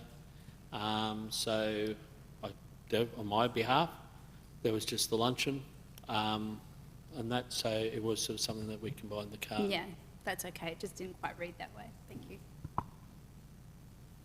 Councillor Mathers. Thanks very much, Deputy Mayor. I've just quickly got a question in regards to the way the report was actually written. I didn't quite understand whether there was a round table taking place, but is there another round table taking place? It's just that it says that, you know, a round table meeting with Bravos Mining and Resources Management would be of value to Rockhampton Regional Council. The topics of discussion are as follows. So is that just been written in past tense and that is the round table, or is there another round table that is happening that is being spoken about? The Mayor did invite David and Ellie and Kate to Rockhampton, a bit like what the meeting they held about 2 years ago, just giving an update on where Bravos is. Yeah, there is, Rockhampton Regional Council has worked very closely with Bravos for some time. I have to admit, the discussion was very, very good and very productive on those topics, but it has been a little while since we had a chance to actually sort of talk one-on-one. Okay. So it was very productive from that. Probably just adding to that, straight after this meeting, the Mayor of Mackay also came and met with us as well, and just talking about a number of areas as well. So in that day we fitted in quite a bit. Mr. CEO, we did exceed that 8 hours there. I think it was probably closer to 14-hour day that we did sort of participate just in that, including our drive, but it was a very productive day. Okay. All right, so thank you. So just to be clear, that what's been talked about in this report is the meeting that has already taken place. No, I'm sorry, if I could switch, how I interpret is the invite to have a meeting. Okay, that's yeah. Okay, thank you. So no further questions. So I'm happy to move. Councillor Smith, you move, sorry. Seconded Councillor Mathers. Councillor Rutherford, did you have a... Oh. No? Okay. All those in favour? And that's carried unanimously. Thank you. Okay. Questions on notice? Nil. Any urgent business? Nil. Oh, Councillor Wickerson. Yes? Thank you, Mr. Chair. Probably more of an ad than a question, but Council, through communities, facilitates the Homelessness Connect event every year. In the last couple of years, we couldn't do that because of COVID, and we've made alternate arrangements where we delivered care packages or food hampers around to very needy people in the community. We don't advertise this broadly because other than to send direct invitations out through the 40 or so community agencies that have these people as their clients. We don't want people turning up there that don't need that service or that bit of a hand up. So Council contributes, I think it's $5,000 towards basically a makeshift or pop-up grocery stall, and we package up food hampers. I would like down the track, next budget maybe, to review that amount. But in the meantime, of these 40 agencies, because we can't give CDF money to ourselves, but these agencies, I've encouraged them at a meeting the other day to apply to councillors through their CDF monies, if we have any monies left, to contribute to this very worthy event. These are people that are homeless or vulnerable in our community. As I think Councillor Kirkland has raised a number of times, this problem is only continuing to grow with the current situation we find ourselves in. So I just want to encourage councillors a couple of things. On the day, absolutely welcome to come along and give a hand on one of the various stalls or council stalls to make the job easier. But also when you see an application come in for CDF funds towards this project, just to give it the appropriate consideration, please. That's the end of my ad. No, thank Councillor Wickerson. Can you see that, when these days where we can assist, that our support officers actually get those dates so that we can have those tentatively in our calendars as well? Yes, thank you, Mr. Chair. I understand that there will be a meeting request and everyone will know absolutely about it. We don't broadcast this because we don't want gate crashes, basically. No. It's only people that absolutely in need that will be in attendance. But yes, everyone will know when it is and how we can help. So thanks for that. No, I think that's very fair. Thanks, Councillor Wickerson. Any other urgent business? If not, this will sort of bring us into our... we've got 2 items in closed session. Councillors, would you just like to take a 10-minute break before we go into closed session to go and have a cup of tea and drink? Okay, I'll adjourn the meeting for 10 minutes, or might make it till 5 to 11. I move that. Do I seek a second, Mr. No? Yeah. Okay. Someone happy? Councillor Mathers. We'll adjourn the meeting for 12 minutes. All those in favour? It just gives us a nice even start time. Thank you.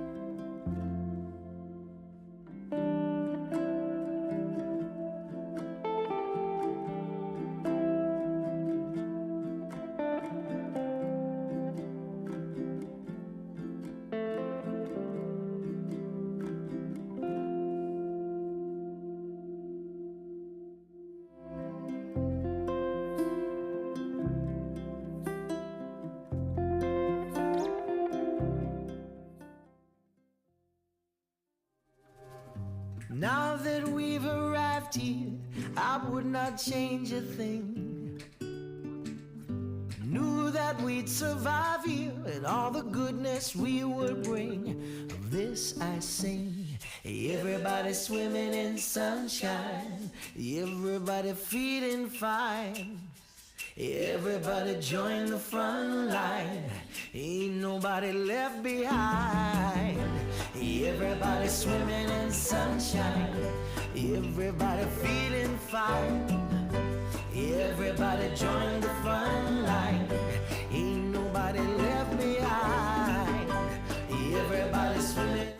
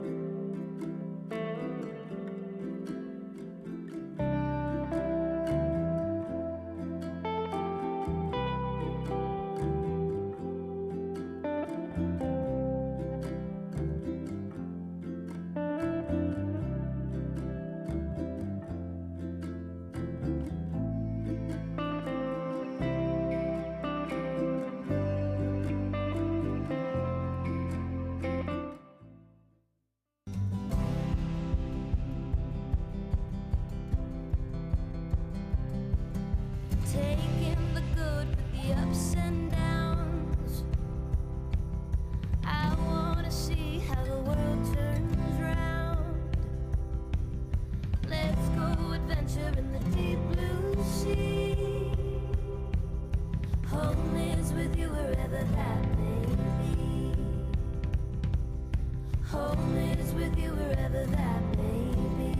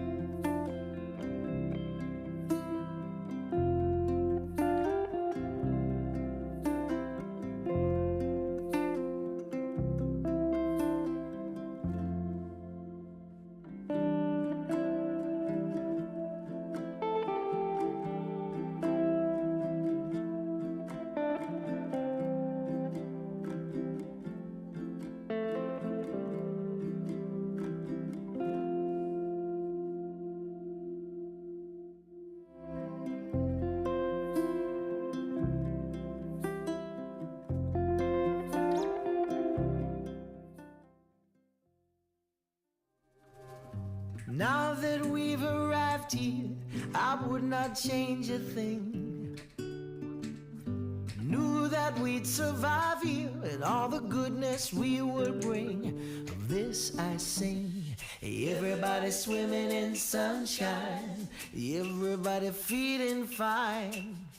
Everybody join the front line. Ain't nobody left behind. Everybody swimming in sunshine. Everybody feeling fine. Everybody join the front line.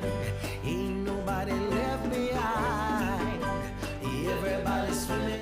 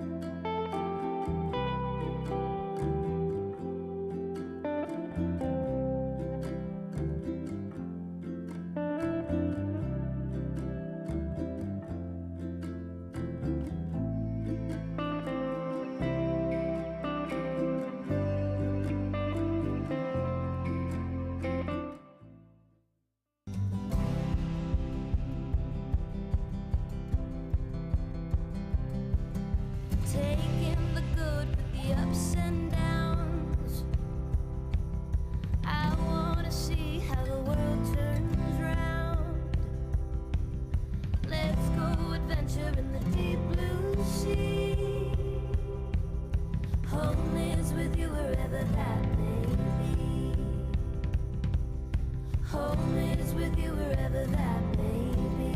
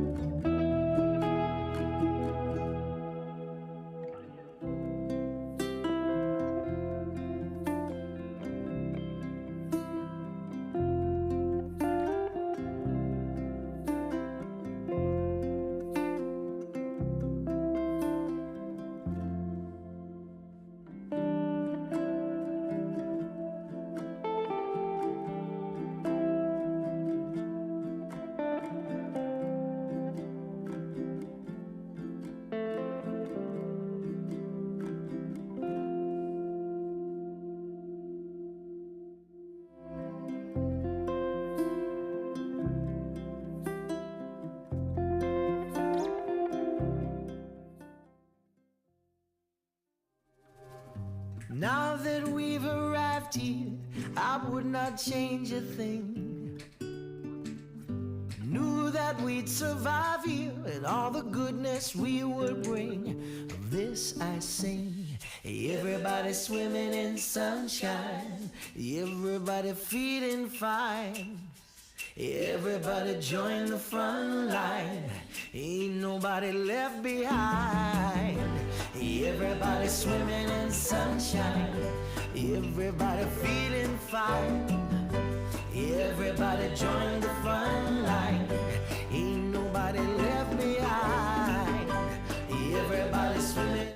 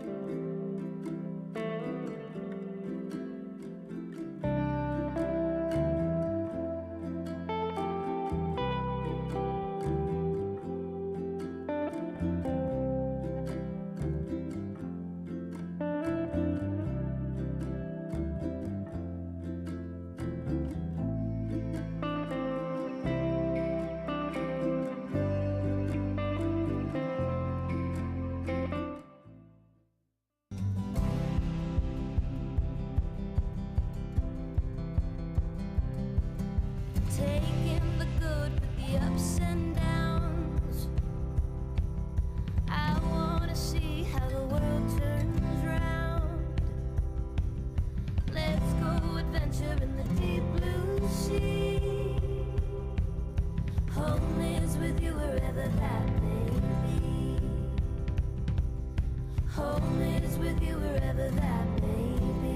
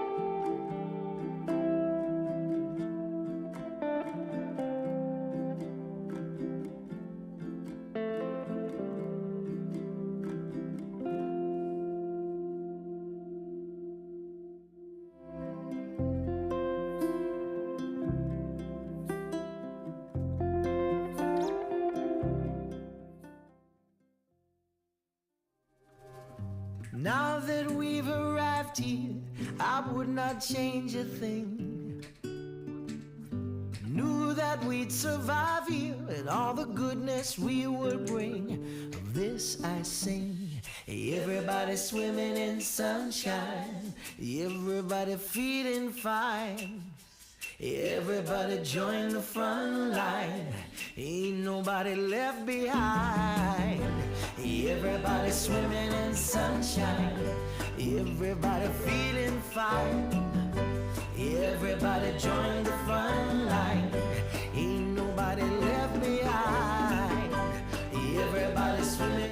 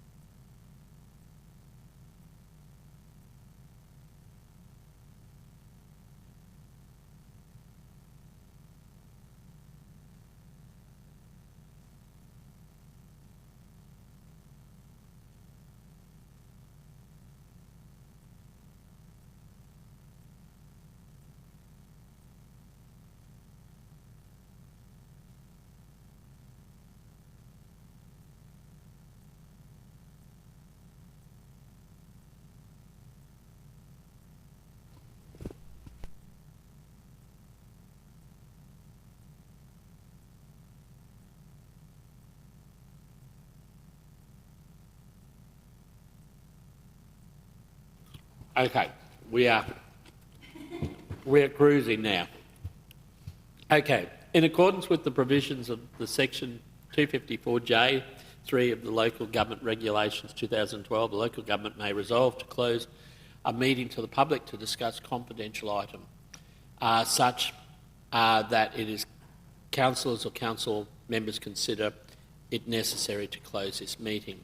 The recommendation is that the meeting be closed to the public to discuss the following items, which are considered confidential in accordance with section 254J(3) of the Local Government Regulations 2012 for the reasons indicated. Item 15.1, consideration of consultation on the proposed closure of the Smart Hub in accordance with sections 254J, the Local Government Regulation, is that it's considered necessary to close this meeting to discuss a local government's budget. Item 15.2, minor alterations to the organisational structure in accordance with section 254J(3)(b) of the Local Government Regulations 2012. It is considered necessary to close the meeting to discuss industrial matters affecting employees. So I move that the meeting go into closed. Okay, move. So I move that these matters be dealt with in closed session and be closed to the public. I move. Seek a seconder. Councillor Smith. All those in favour? And that's carried. Now that in of item 5 point circa of the procedures, that the meeting moves into closed session and closed to the public. Moved Councillor Kirkland, seconded Councillor Smith. All those in favour, and that's carried. So we move into closed. Everybody join the front line. Ain't nobody left behind. Everybody swimming.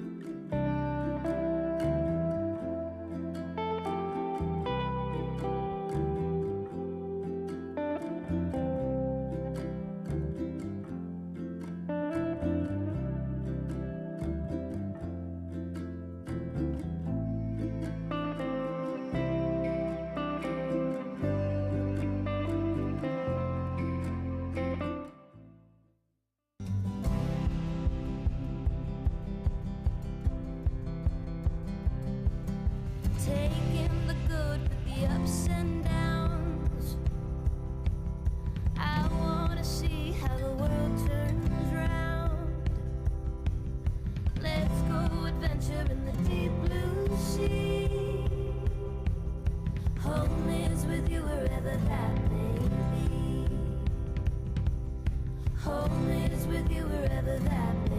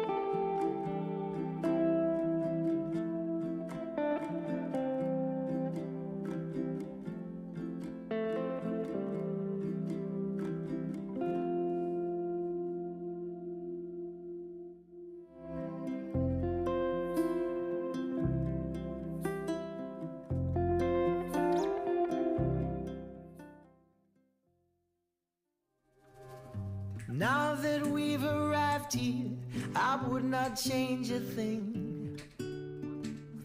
Knew that we'd survive here and all the goodness we would bring. Of this I sing. Everybody swimming in sunshine, everybody feeling fine. Everybody join the front line, ain't nobody left behind. Everybody swimming in sunshine, everybody feeling fine. Everybody join the front line, ain't nobody left behind. Everybody swimming.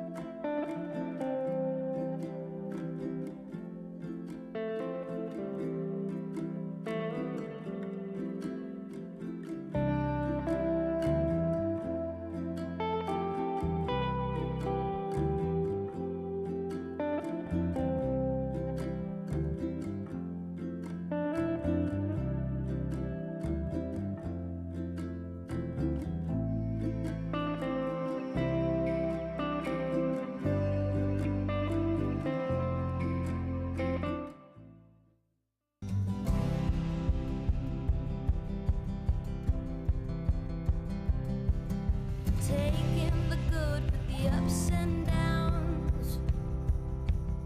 I wanna see how the world turns round. Let's go adventure in the deep blue sea. Home is with you wherever that may be. Home is with you wherever that may be.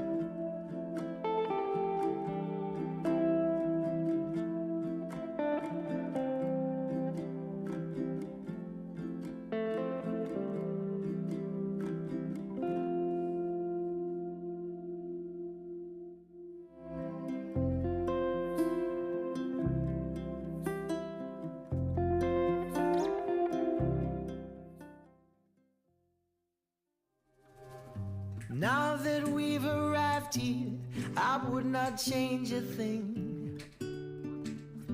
Knew that we'd survive here and all the goodness we would bring. Of this I sing. Everybody swimming in sunshine, everybody feeling fine. Everybody join the front line, ain't nobody left behind. Everybody swimming in sunshine, everybody feeling fine. Everybody join the front line, ain't nobody left behind. Everybody swimming.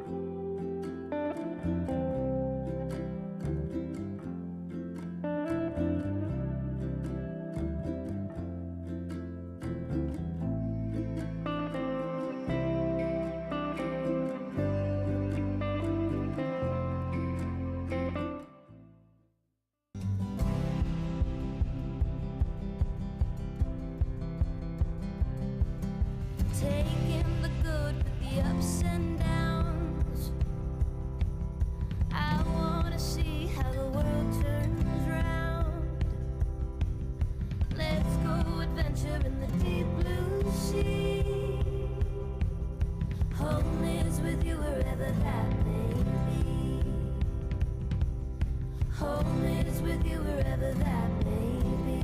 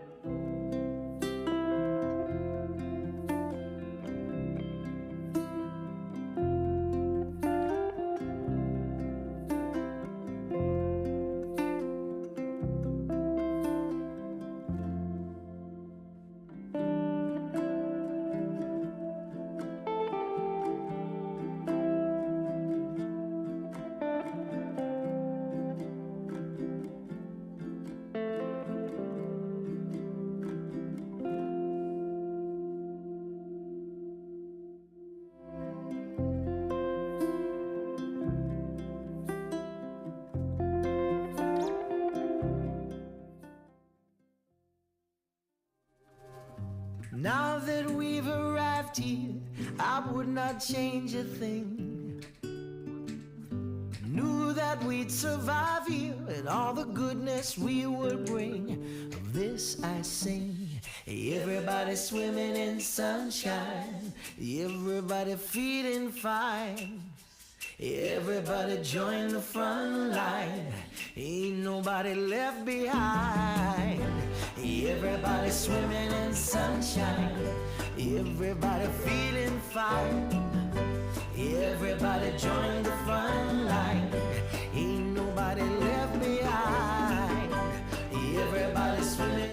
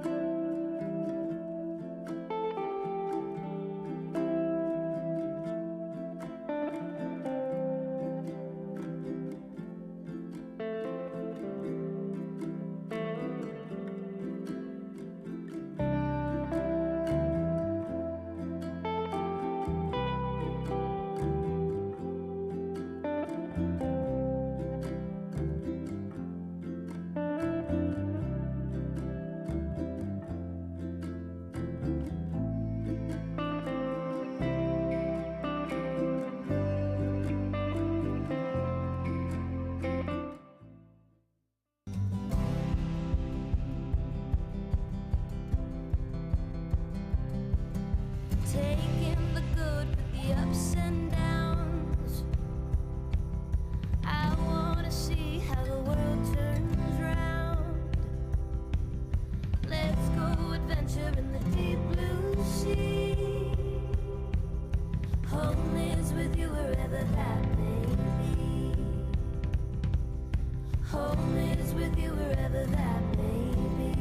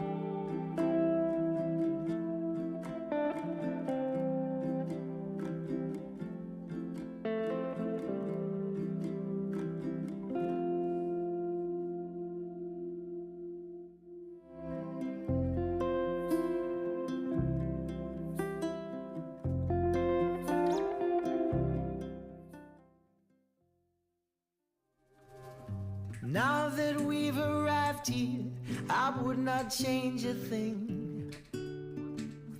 Knew that we'd survive here and all the goodness we would bring. Of this I sing. Everybody swimming in sunshine, everybody feeling fine. Everybody join the front line, ain't nobody left behind. Everybody swimming in sunshine, everybody feeling fine. Everybody join the front line, ain't nobody left behind. Everybody swimming.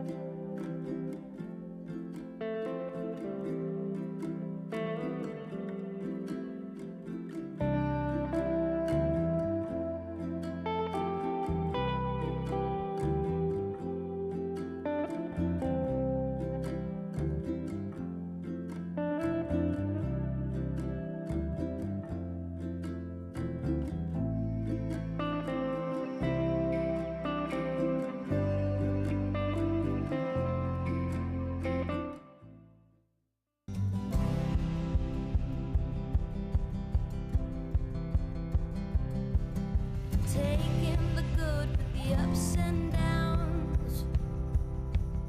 I wanna see how the world turns round. Let's go adventure in the deep blue sea. Home is with you wherever that may be. Home is with you wherever that may be.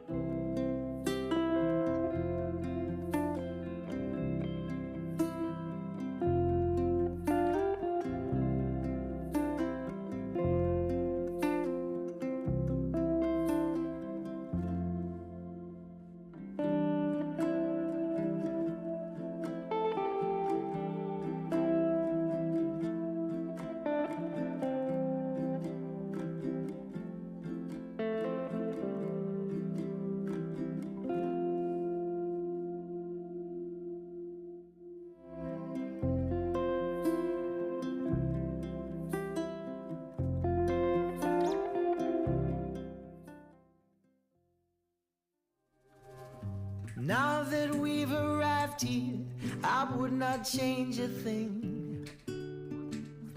Knew that we'd survive here and all the goodness we would bring. Of this I sing. Everybody swimming in sunshine, everybody feeling fine. Everybody join the front line, ain't nobody left behind.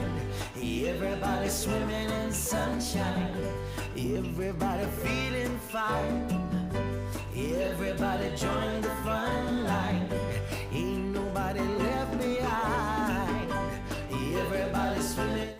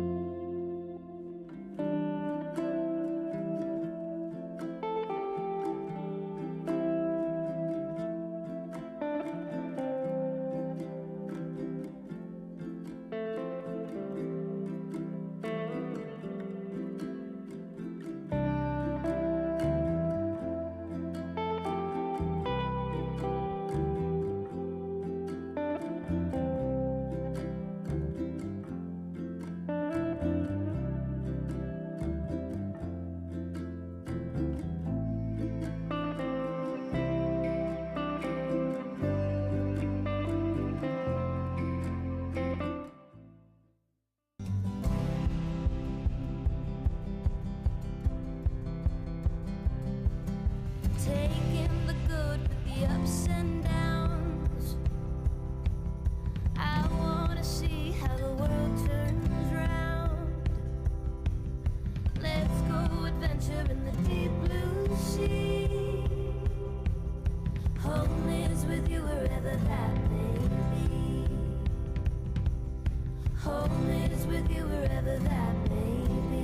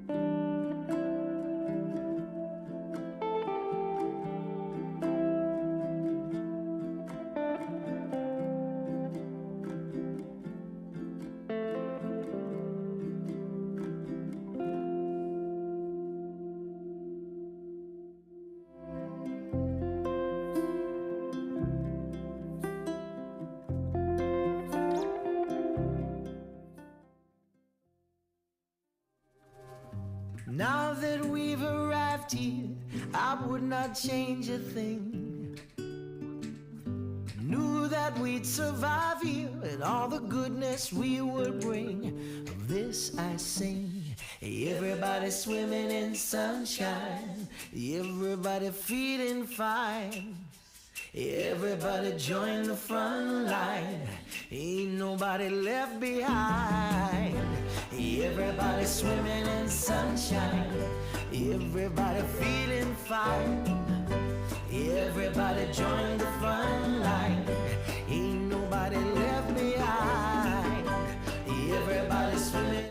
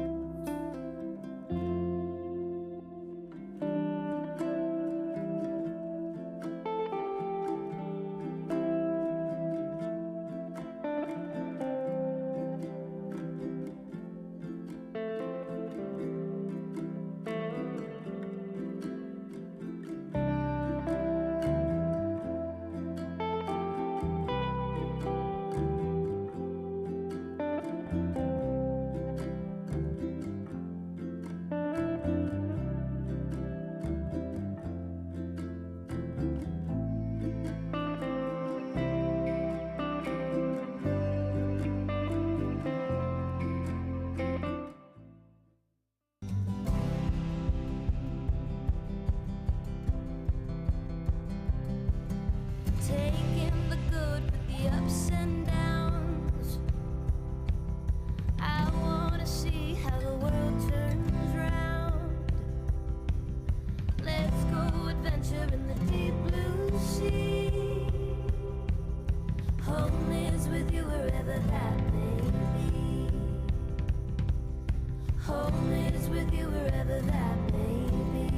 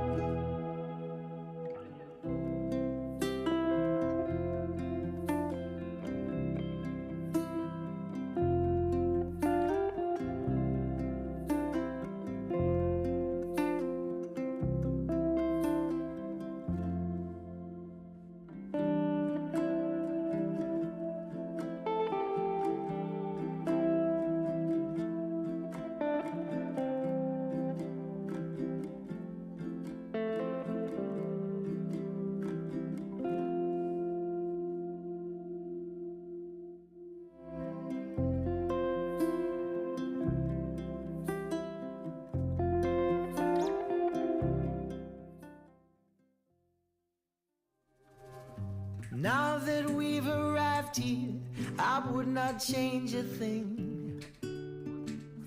Knew that we'd survive here and all the goodness we would bring. Of this I sing. Everybody swimming in sunshine, everybody feeling fine. Everybody join the front line, ain't nobody left behind. Everybody swimming in sunshine, everybody feeling fine. Everybody join the front line, ain't nobody left behind. Everybody swimming.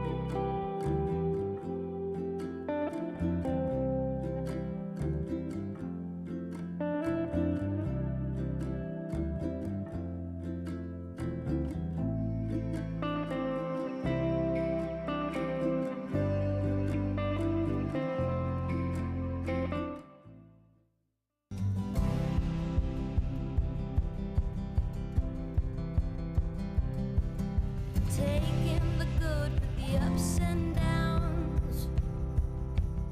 I wanna see how the world turns round. Let's go adventure in the deep blue sea. Home is with you wherever that may be. Home is with you wherever that may be.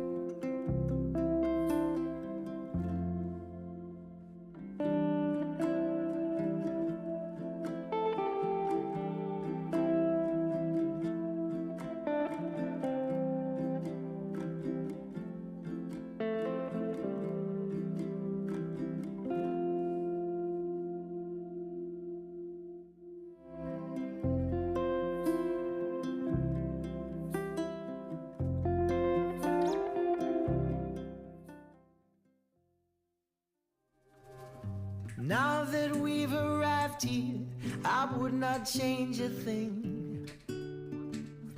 Knew that we'd survive here and all the goodness we would bring. Of this I sing.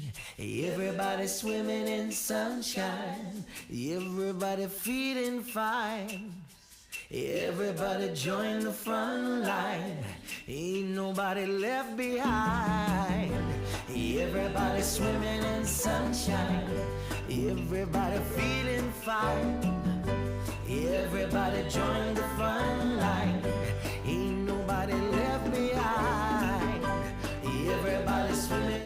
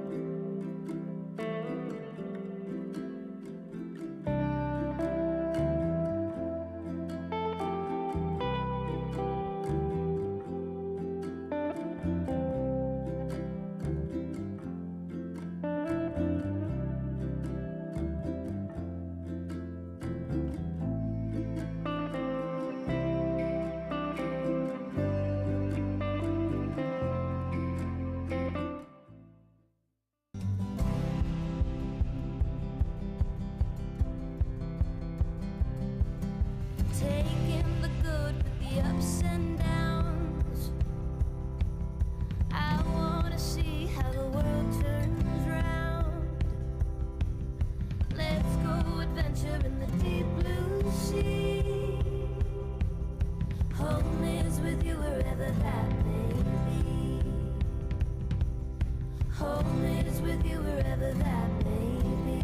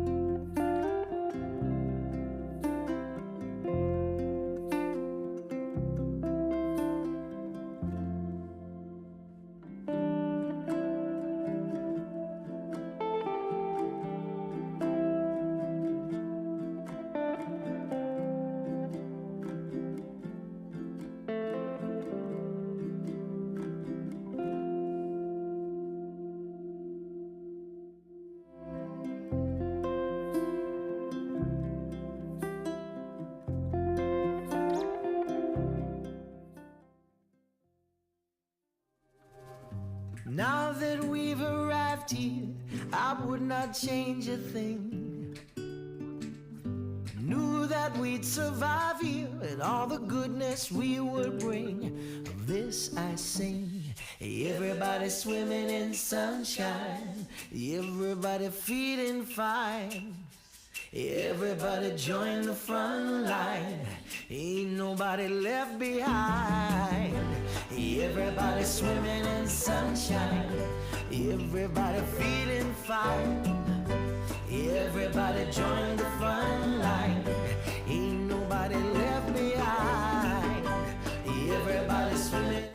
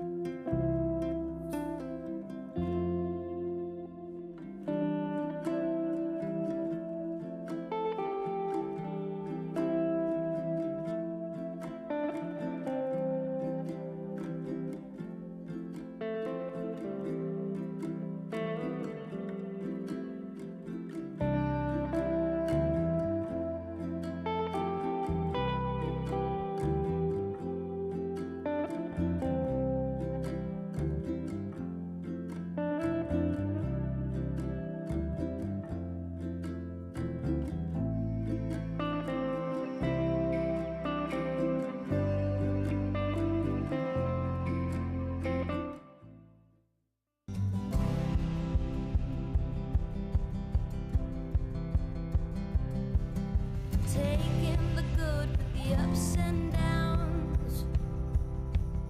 I wanna see how the world turns round. Let's go adventure in the deep blue sea. Home is with you wherever that may be. Home is with you wherever that may be.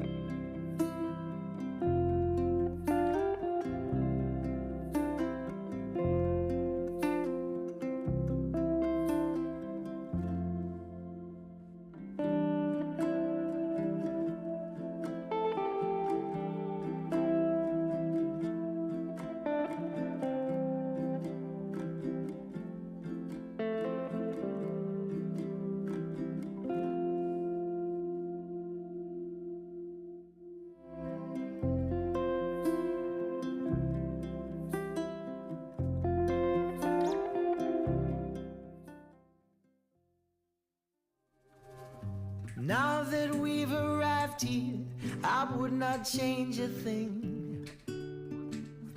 Knew that we'd survive here and all the goodness we would bring. Of this I sing. Everybody swimming in sunshine, everybody feeling fine. Everybody join the front line, ain't nobody left behind. Everybody swimming in sunshine, everybody feeling fine. Everybody join the front line, ain't nobody left behind. Everybody swimming.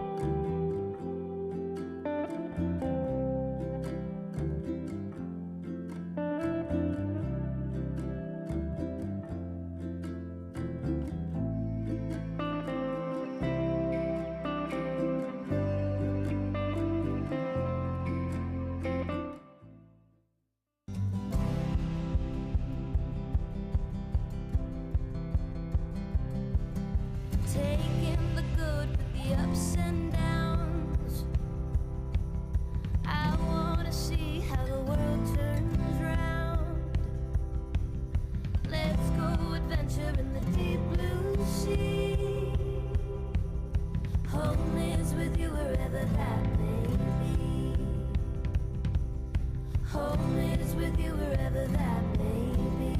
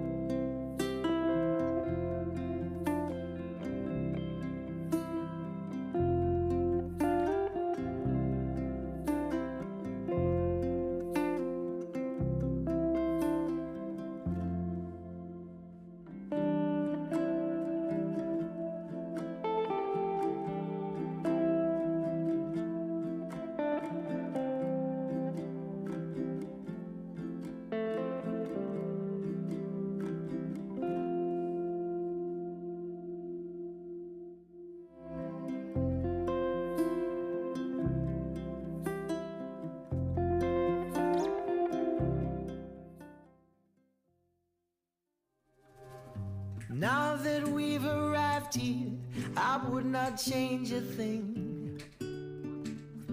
Knew that we'd survive here and all the goodness we would bring.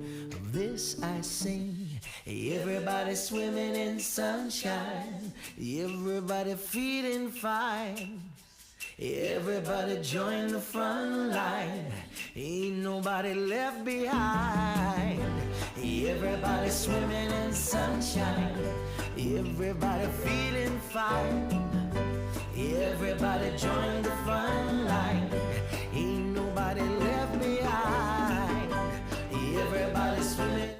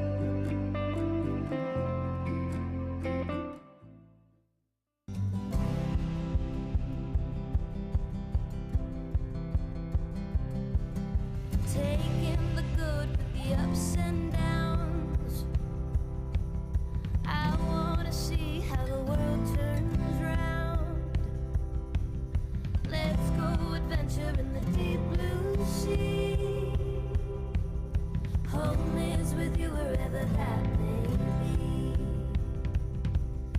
Home is with you wherever that may be.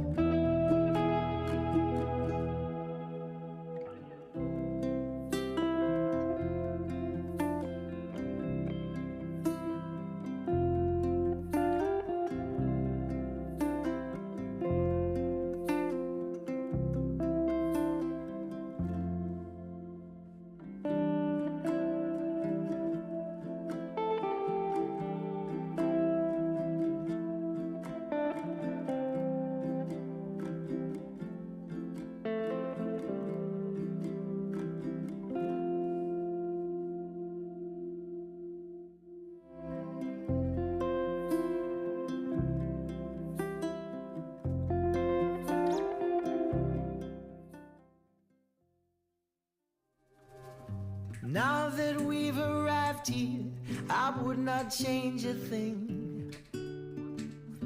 Knew that we'd survive here and all the goodness we would bring. Of this I sing. Everybody swimming in sunshine, everybody feeling fine. Everybody join the front line, ain't nobody left behind. Everybody swimming in sunshine, everybody feeling fine. Everybody join the front line, ain't nobody left behind. Everybody swimming.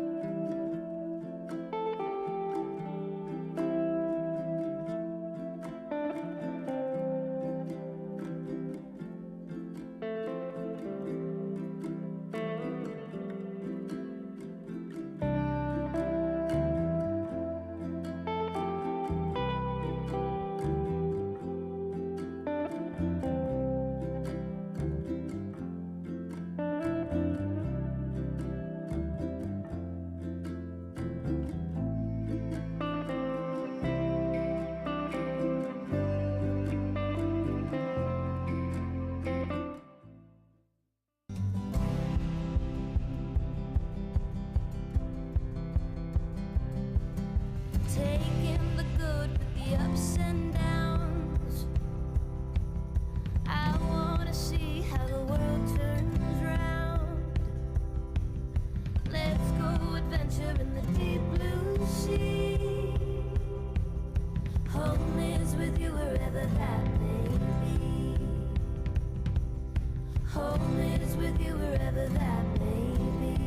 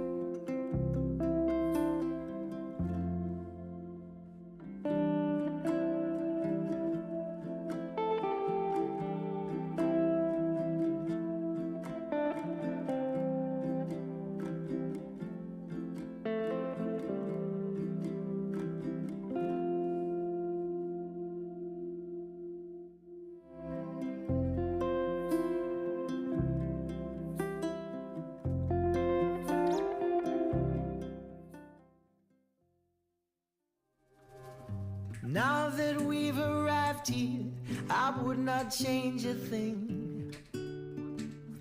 Knew that we'd survive here and all the goodness we would bring. Of this I sing. Everybody swimming in sunshine, everybody feeling fine. Everybody join the front line, ain't nobody left behind. Everybody swimming in sunshine, everybody feeling fine. Everybody join the front line, ain't nobody left behind. Everybody swimming.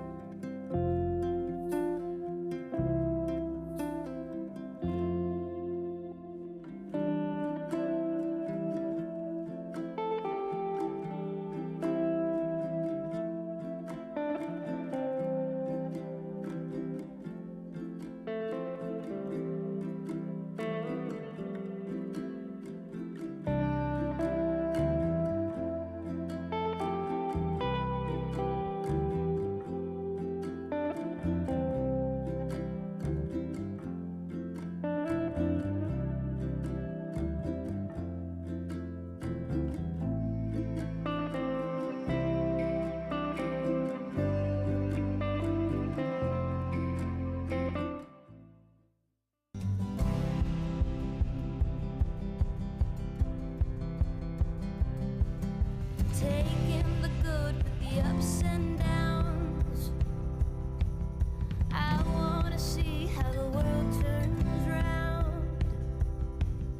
Let's go adventure in the deep blue sea. Home is with you wherever that may be. Home is with you wherever that may be.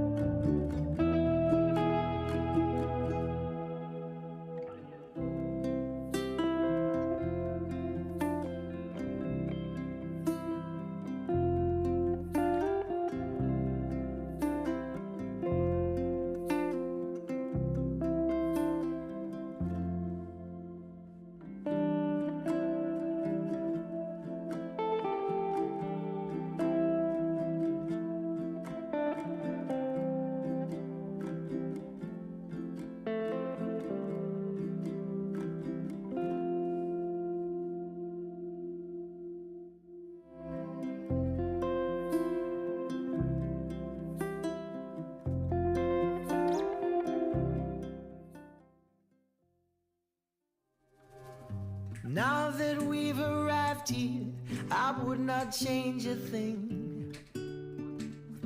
Knew that we'd survive here and all the goodness we would bring. Of this I sing. Everybody swimming in sunshine, everybody feeling fine. Everybody join the front line, ain't nobody left behind. Everybody swimming in sunshine, everybody feeling fine. Everybody join the front line, ain't nobody left behind. Everybody swimming.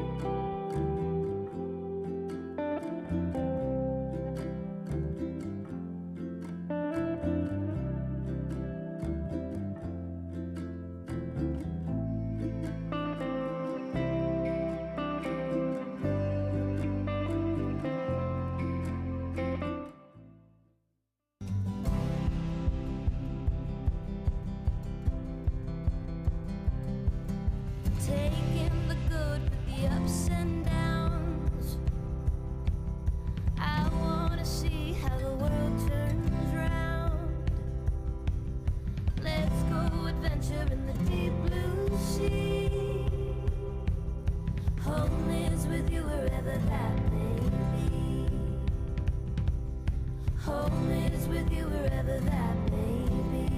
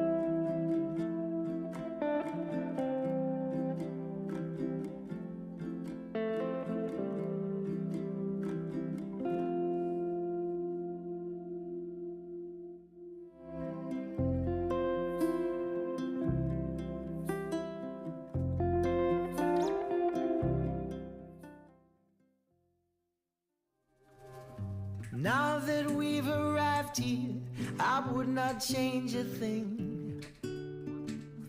Knew that we'd survive here and all the goodness we would bring. Of this I sing.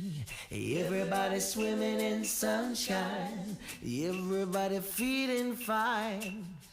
Everybody join the front line, ain't nobody left behind. Everybody swimming in sunshine, everybody feeling fine. Everybody join the front line, ain't nobody left behind. Everybody swimming.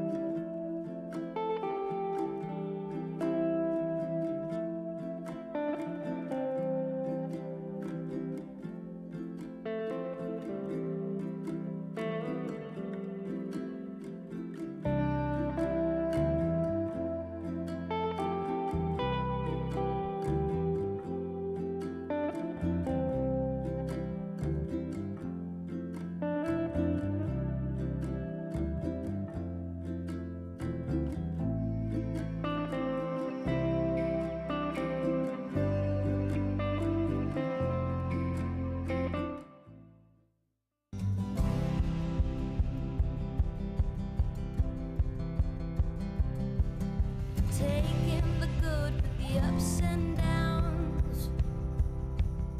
I wanna see how the world turns round. Let's go adventure in the deep blue sea. Home is with you wherever that may be. Home is with you wherever that may be.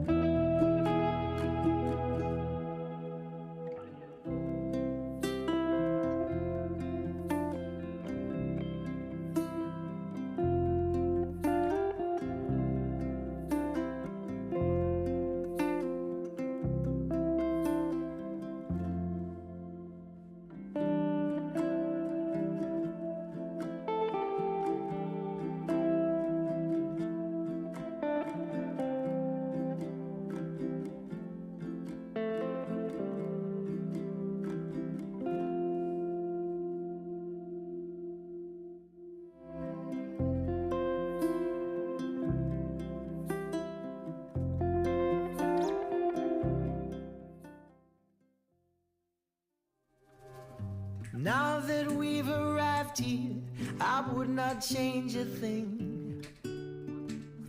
Knew that we'd survive here and all the goodness we would bring. Of this I sing. Everybody swimming in sunshine, everybody feeling fine. Everybody join the front line, ain't nobody left behind. Everybody swimming in sunshine, everybody feeling fine. Everybody join the front line, ain't nobody left behind. Everybody swimming.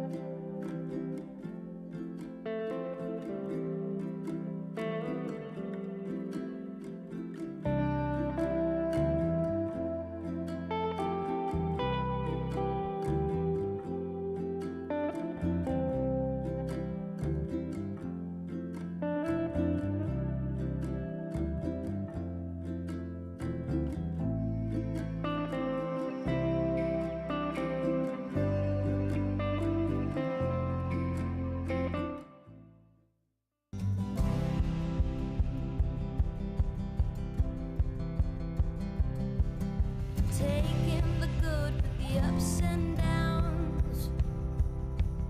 I wanna see how the world turns round. Let's go adventure in the deep blue sea. Home is with you wherever that may be. Home is with you wherever that may be.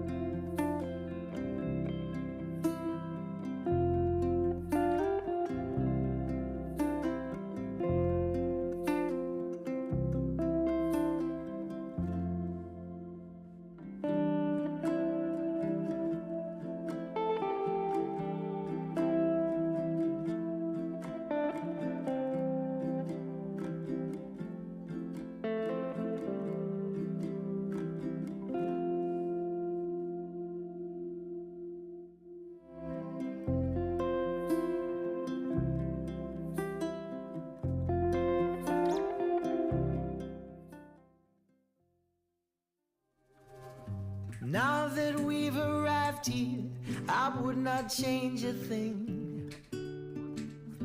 Knew that we'd survive here and all the goodness we would bring. Of this I sing. Everybody swimming in sunshine, everybody feeling fine. Everybody join the front line, ain't nobody left behind. Everybody swimming in sunshine, everybody feeling fine. Everybody join the front line, ain't nobody left behind. Everybody swimming.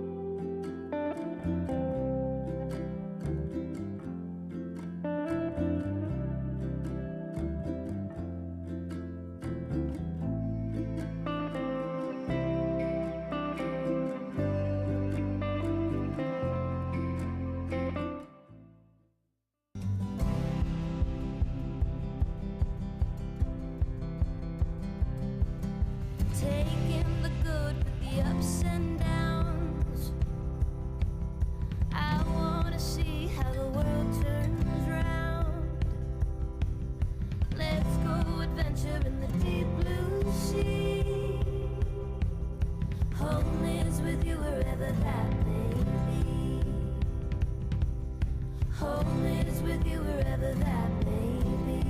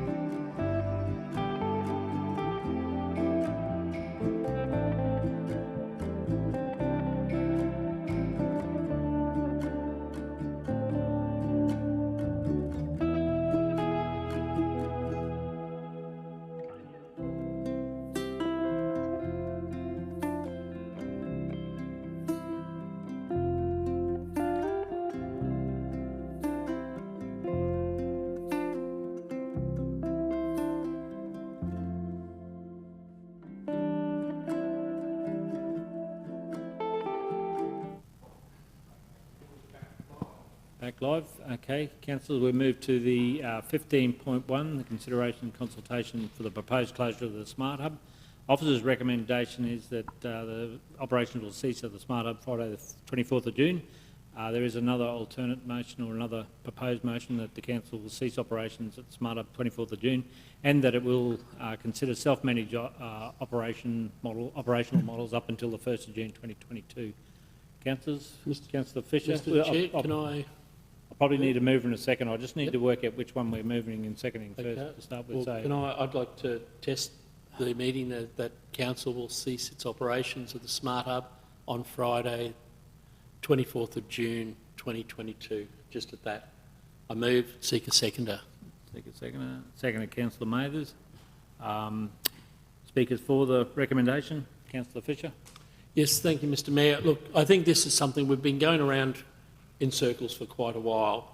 I believe that this is something there that we have made a very, very strong decision that this was one of the areas that was savings. It was a luxury that we, it was a luxury there that when we had the funds to be able to do it, it was something that was achievable. Losing the federal assistance grants meant that we had to make a lot of tough financial decisions. So in doing that, I believe this was one of the areas that was identified, and that we move on as part of this budget. And I therefore seek the support of councillors for this resolution. Thanks, Councillor Fisher. Speaker against the motion, Councillor, I'm not sure whose light went on first there. You went first. Councillor Kirkland. Thank you, Mr. Chair. I think that council have certainly made the right decision as far as needing to cease our funding of the operations of the Smart Hub. However, I believe that out of respect and responsibility, and because of our reputation, it is that we should continue to extend the courtesy to those who are currently in the capacity and in the facility operating as the Smart Hub right now to present to us some other options. I foreshadow an alternative motion, if I may, and if we could put up that alternative motion. Do I do that here? Defeated first, this and one then needs I to be foreshadow? defeated first before Perfect. there's a proposed foreshadowed motion. Another speaker for the motion. Councillor Mathers. Thanks very much, Mr. Mayor. Look, I just basically wanted to repeat what Councillor Fisher has actually said in regards to, I appreciate no one wants to, see these operations cease, but, it's the costs that are involved, and we have to find the savings wherever we can. I understand what Councillor Kirkland was saying in regards to maybe some self-managed options, but I am of the opinion that we put a smaller working committee together who spoke to the employees and spoke to the tenants that are there, and they have had opportunity to come back to us with some other self-managed options. I think there's been 10 replies made, and in amongst that there was only really one that was stated, there was an option put forward for self-managed. So I would have thought that if that was what was wanting to be happen, that we would have received multiple more applications. Thank you. Okay, thanks, Councillor May. There's another speaker against, Councillor Rutherford. Thanks, Mr Mayor. Just to echo what Councillor Kirkland said, we're not disputing the savings of the money. We're certainly prepared to do that. An alternate motion would still see council step away and save that money, but it does allow further discussions with the tenants, the opportunity for the tenants to come together and come back to us with a way of self-managing the operations. There's no skin off our noses to give them that opportunity. And I think as much there has been some really, really good things achieved by the Smart Hub, and if we can continue those achievements via self-managed operation, then that's a win-win for everybody. Okay, thanks, Councillor Rutherford. Another speaker for the motion? There are no speakers. I'll turn back to Councillor Fisher as the mover to wrap up debate. Yes, thank you, Mr Mayor. Look, this has been sort of something that we've gone through a process. After the council made a decision that this was one of the areas that savings were going to be made, we actually went to consultation. We formed a subgroup that had sort of gone through and evaluated those feedings from the consultation, and it was something that there was only 10% of those within the organisation that even responded. This is sort of something that I think in that alone showed that there was only a small core that were even keen to respond. We have been sort of faced with an economic challenge, and sometimes we've got to make those hard economic decisions. So I'm urging that councillors there support this motion, though I did sort of say the motion there is that council will cease its operations, not the. Yeah, it was the. Yeah, when I moved that just there, and that was seconded by Councillor May, it was cease its operations, and that it's that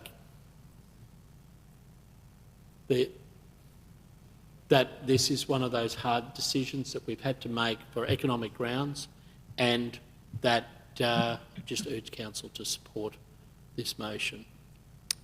Okay, thanks, Councillor Fisher. I think that's wraps up debate. So I'll put the motion. Those in favour? Those opposed? The motion is lost, and there is a lost on your casting vote. Mine will be 4. I think so. 5. Yeah. It was lost. Motion's lost. Our alternate motion is that council will cease the operations of the Smart Hub on the Friday the 24th of June, and that it will consider self-managed operation models up until the 1st of June 2022.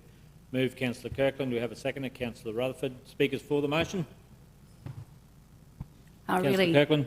thank you, Mr Mayor. I think that it's probably already been said, and I again emphasise that we owe the courtesy to those people who are currently operating out of the Smart Hub with that model there to come back to council, and we've given them a date until the 1st of June to come back with their respective alternative self-managed model, and we are continuing to honour that the 3 R's that council need to stand forward on: responsibility, respect and reputation, at the same time affording us the savings that we do desperately need to be realising right now. Question, Councillor Rutherford? No, can you read that, because I'm not sure Councillor Wickerson and Councillor Latcham can actually see it. Okay. I'll read it again, though, that this is the recommendation. The resolution is that the council will cease its operations of the Smart Hub Friday the 24th of June 2022, and that it will consider self-managed operational models up until the 1st of June 2022. Moved Councillor Kirkland, seconded Councillor Rutherford. Speakers against the motion, Councillor Fisher? No. Oh, sorry. Oh, sorry. Any speakers against the motion? Councillor Kirkland, there's no speakers against the motion. Would you like to wrap up, or are you happy to put? Okay, councillors, I'll put the resolution. Those in favour? Those opposed? Motion's carried unanimously. Thank you, councillors. We'll move on to the next item. Oh, sorry. Okay, councillors, if there be no further business, I'll declare the meeting closed. Thank everyone for your attendance. And Everybody swimming in sunshine. Everybody feeling fine. Everybody join the front line. Ain't nobody left behind. Everybody swimming.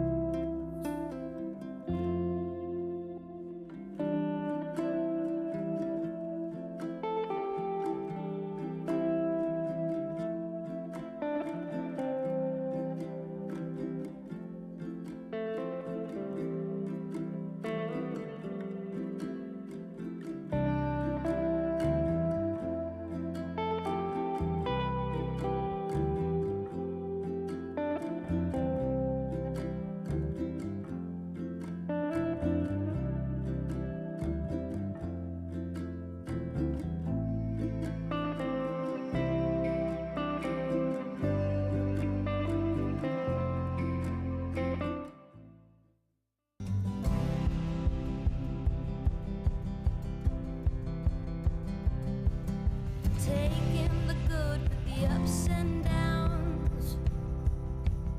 I wanna see how the world turns round. Let's go adventure in the deep blue sea. Home is with you wherever that may be. Home is with you wherever that may be.